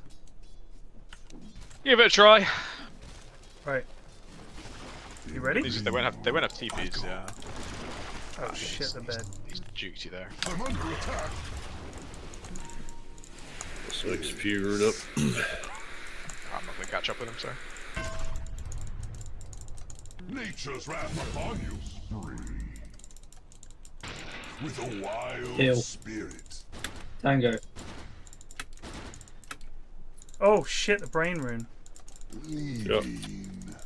Oh, piss. I think that's where CM's gone. You Dave? By my shaggy bar. Another heal for me. Oh. You're doing a great job, Dave. So I go. Stack some ancients for someone here. So kind. Bounty. Their plague might will take them place them. By the wilds. I am indeed as fuck. Your middle tower is under attack. Oh, fuck me. That was poor. By hidden paths. Double damage.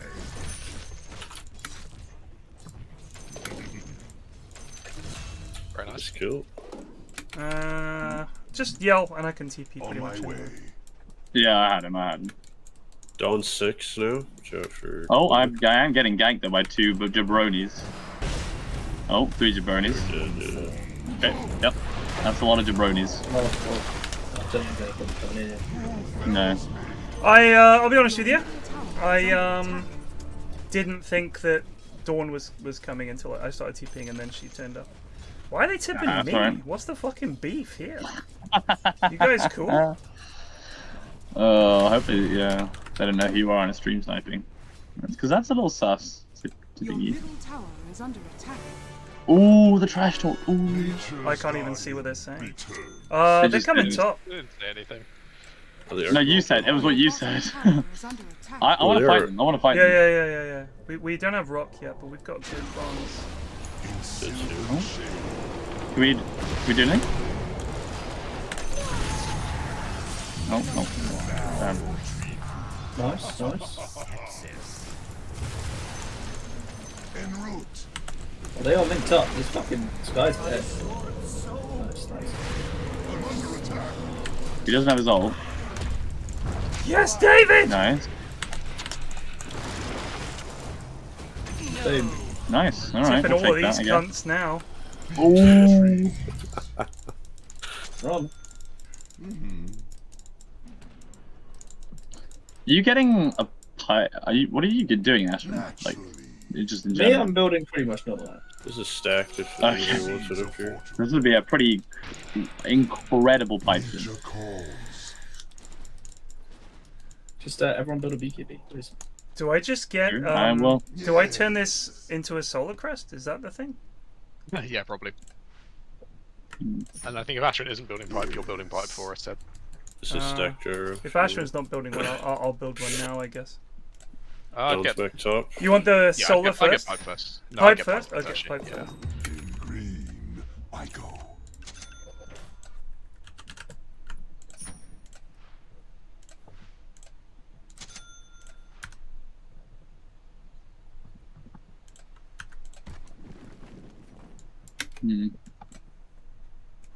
See, I'm a Necro just hanging out mid, but I'm fine. Just. You sure? Farming. Yeah, I think so. Could just farm it. Just farm my blink. Waste CM's time. Oh, this guy might look for something up here. Not sure.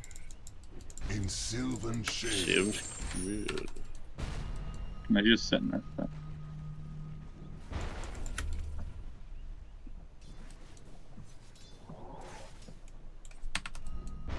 Get some stacks.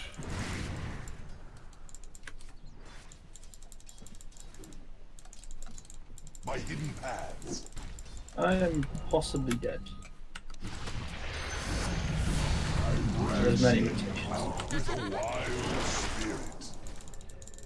Oh, she's DPing out. I'll try and get the double stack. Naturally. You have your ult flag. I wonder if I can burst this Necro. I'm under attack. I'm dead. Oh. By my shaggy boss.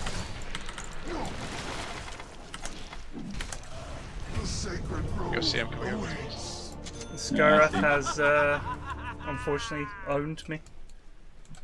I can TP. Yeah, I still have a slam. I was going to turn and burn, but Your bottom yeah, tower blink. is under attack. There's a Haystream bot. God. Your bottom We have tower rock. is under attack. We do. Just trying to farm this. Where do you want it mid? I'm kind of tempted to come around the back on these lads. Bottom tower is under attack. Nice job, Alistair. Gusi91 Just Resubed for 104 months, Happy 104 year anniversary Ted. Hope you are keeping well. Lots of love, Guzik Soxo. You just cast a spell, does damage, right? Dave? Oh, okay. Where are they just sitting here? Where are they? There you go. Oh.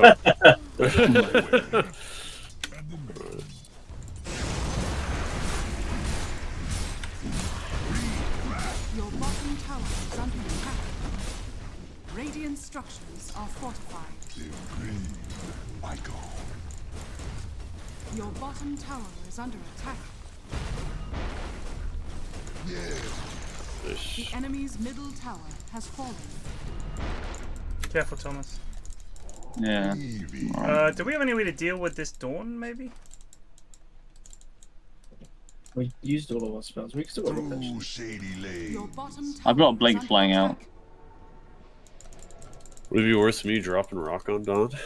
Not now. You just save it for the team. No. You also save it for our ult. Don't drop it immediately. Yeah. Oh, that's what I was asking. Necro STPing. Yeah. As we speak. I want to wait mid for the rune before I do anything. Stacks around here. Experience. Okay, for us. I've got an invis rune. I can come top. I don't have slam, but I do a lot of damage on an unsuspecting support. Oh yeah, they're here. Even if we want to go for it. I think they know that. Keep getting. Your top tower is under attack.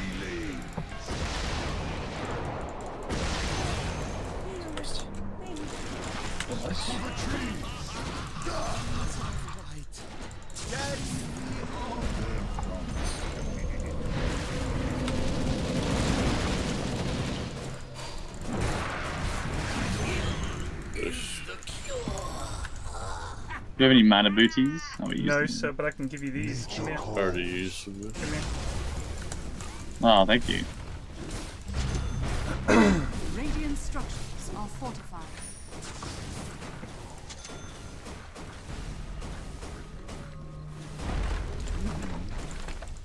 Come to me, Thomas, as well. The enemy's top tower has fallen. Thank you. Your middle tower is under attack. I do have slam back up. Oh, yes. Oh, I'm shit. No, I don't want that. Oh dear. That was a Little Guidi. Little Quasi. Your middle tower is under attack. Crazy cupcakes. We still have rock though, and I have slam. If they push this, we could just lay down the fucking juice on them. If we get, as long as we get, we have to get fatal before slam. Yeah, fatal. Yeah. You hit that? You hit that? Oh yes, I did realize. Hit the Manny. Get some Manny on the map. The map Fanny on the tap. Ooh, Oh, I spotted a bristleback. Uh-oh, this is not ideal. I'm taking in a 5. Oh! Nice. Sorry, I'm silenced. Oh. I'm taking it. Oh. It was almost hogged. I got silenced for so long. Is that bristle over here? Anybody? See, I'm got out, unfortunately. Is she TP? Yeah. En route. He's got the shard on Necro, so you're going pretty good. Farm up to that, and then you can keep running. My hidden paths.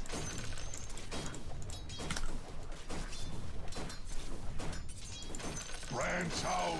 Illusions mid. Ah, the sun in my leaves.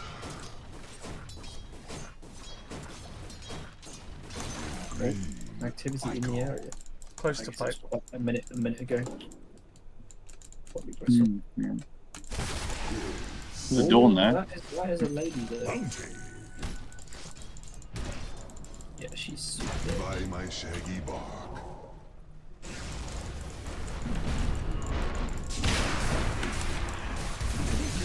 Nice. Let's get this tower then. Yeah. A pleasant, if fleeting sight. Your top tower is under attack. Go green. The enemy's bottom tower has fallen. This pipe. Your middle tower is under attack. He's taking mid tower. I don't know. So We I have. go. I don't have Your TP. middle tower is under attack. Warriors of the I wood. can. Your middle Yeah, tower I'll get the break after. Nature No BKB. calls. The seeds of Wait, are you Your getting middle break tower time? is under attack. No. I can, but not for a lot. No, I need to get. I think it makes sense both of us to do both of the Your correct, top so tower is under attack. it's we can work it. Yeah. I really need a BKB first, TBH. I'm in the same. Any dilemma. recommendations? Holy Locket, 4 stash. Are you discussing Silver Edge though? Yeah. Yeah. I wonder if Thomas and I get Silver Edge and Ashwin you go Nullifier. Yeah, I nullify as the other Oh, one. we're still here. Okay. I don't have TP. Apologies. You have rock? I don't. Or like the live match. Like it's no. I'm coming in. Have it now.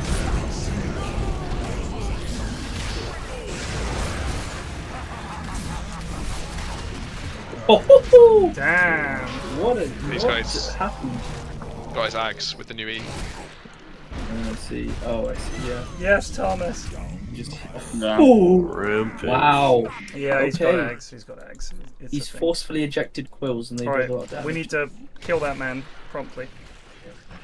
Don't forget to. I think you maybe could have glimmered me, by the way, Dave.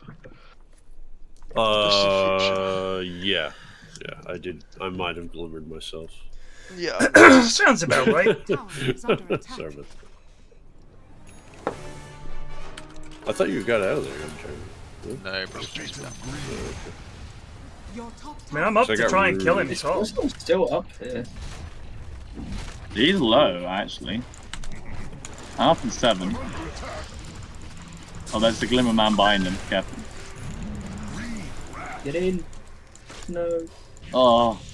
Oh, shit, I'm being rooted. Fuck, where'd he go? Your middle tower is under attack.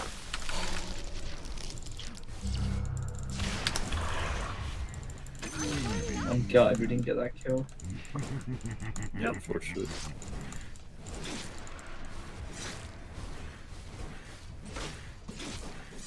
Uproot the foe.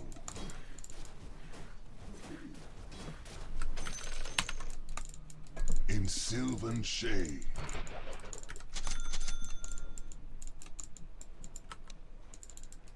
By hidden paths.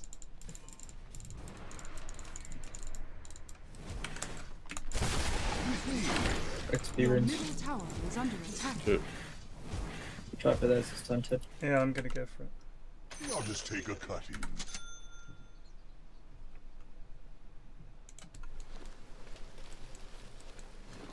En route. Yoink. Nice. Through shady lanes. I answer the wild's call. In green, I go. John is going out, I think. So, Uprooted after them. some kind of true set at the end of it. I don't even know, I might even go buff monster.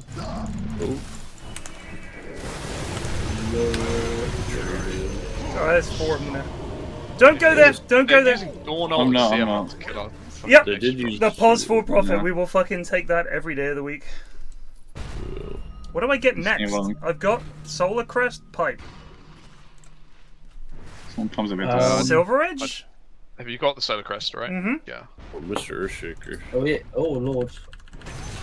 Nice. Maybe Are we Hex, able- are maybe we able 4 to buy star, here? I got my something like ult. that. Which would you rather? Which Hex you're is gonna more probably. realistically get. I can get Hex pretty quick. I've been farming pretty quick. Your top Hex, tower then. is under attack. What's our stats on fighting here? I have rock if we want to fight. I'm gonna get the rune. if I Your can. top tower is under attack. Good pick. Is it spring Dire already? structures are fortified. But you also have mid shoving in and bot. Tower is under attack. Yeah. True. Oh. You managed to kill the alone. Stormbreaker. Leaving. There's 3 up here. Nice. Someone just might come back to death for tower. Oh. Yep. I'm running over. It's on the dawn bridge.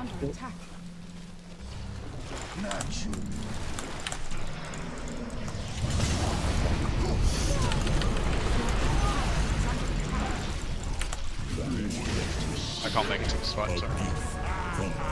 Yeah. Dave, you're just walking at them! Alright. That's what you call a micro issue. I'm looking in a second.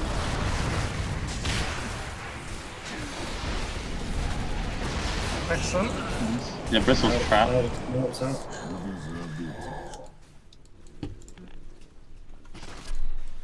I don't think you can. We started facing the right way, but I don't think we can. No, we get that bit. There is No. one.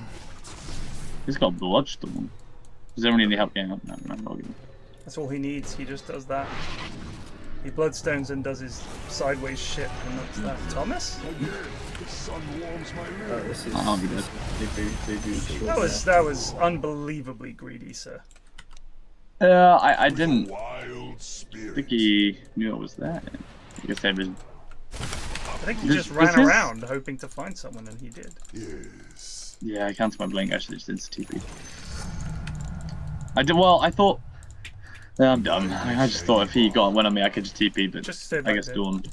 So at default. Yeah. Your middle tower is Oh under lord. attack. Alright, leave him. We can't save Ashton, unfortunately. Got BKB. Your middle tower is under attack. We did God's work. Yeah, but we're not fighting without our mid. And Plague wasn't there. Like, by the time we get there, I think it's too late. Warriors of the wood. Probably just an unexpected ward, I think.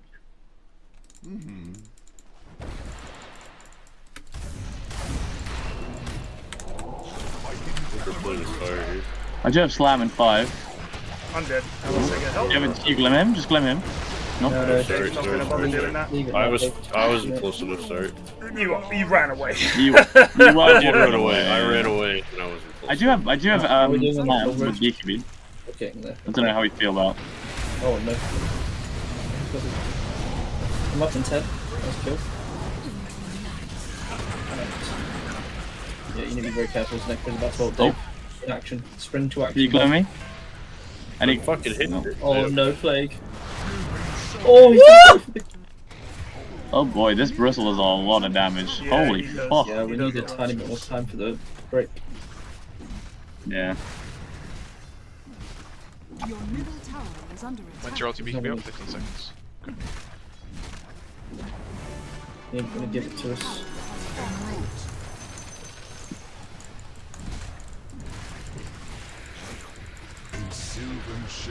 We'll back up, I'll have Rock. Yeah, I still have Slam as well. On my way. Healing.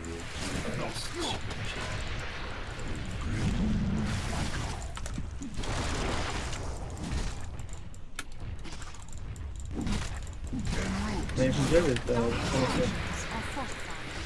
I get to be aggressively going. Oh. She comes in.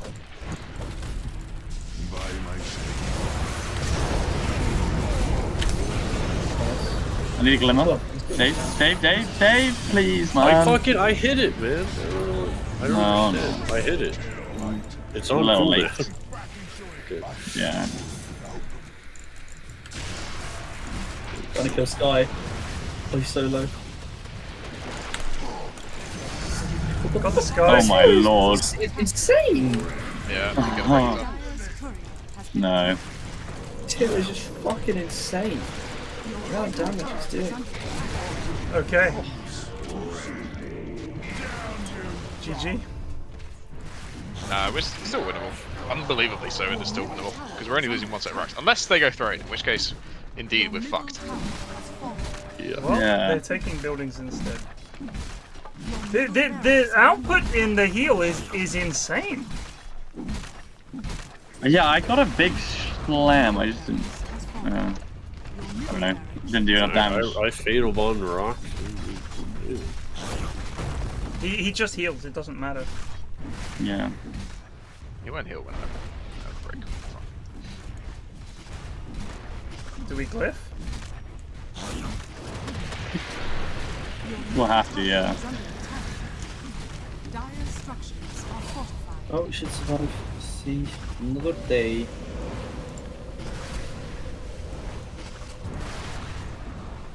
Well, we just need this break. Yeah, I know, but they're not giving up. They just are pushing for the end. They're making. I should have not come to this fight and just farmed it Your instead. middle tower is under attack. Your middle tower has fallen. I see Your my bottom woods tower again. is under attack. Okay, back up a bit now. Yep. Alright. Mode farm.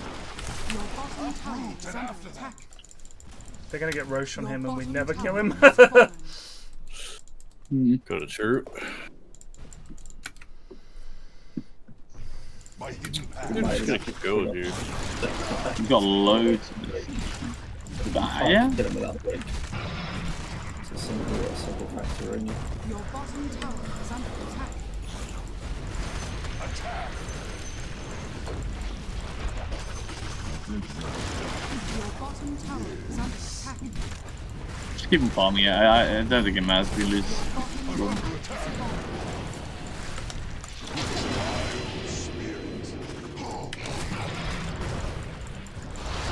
Thank you, Dave.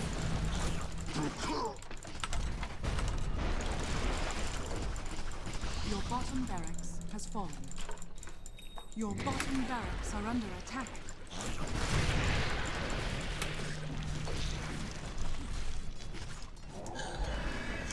Your bottom barracks has fallen. So, Thomas? Well, yeah, fucking. My bad. I'm lagging a little bit. That's not really easy. Lagging out, guys. Oh. Got break. Chaps? Let's give it a go. Think.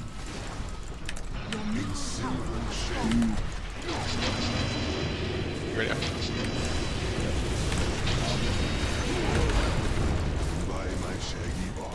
Not broken. Why is it not broken? Whatever. Ah! I will break again in 4 seconds. 2. Oh, it's stunned. I got break now. It doesn't really matter. No. Oh my like god. twice the damage that we're dealing. Damn. What is the Ags? Why does So he the Ags is he does this side thing where he goes pew pew pew pew pew with bristles. And I think the heal that gives you with the Bloodstone as well is just bonkers. It's so much damage. Yeah, he got that rampage once he got it, which was huge. Like we were like, oh shit! He got the Ags at that exact. Yeah. From that, like, or he just got it. I can't remember which. It's insane. I mean, now you break him, it doesn't seem to make any difference. I don't know what to do. Maybe we needed a fucking. I mean, like, we were still just dying to him. Like it's just nuts. Yeah, we had to stem the bleeding for a bit until I got break. We just kept fighting him before it. Yeah. Gave him so much more than he deserved. Oh well, a good game. It was fun. Yeah, it was fun. Match. The lanes were good. Anyway, cheers, boys. I will see you next time. Jeez. Peace, peace, peace. And I'll see you lot tomorrow. Cheers for watching. Take it easy. Peace out.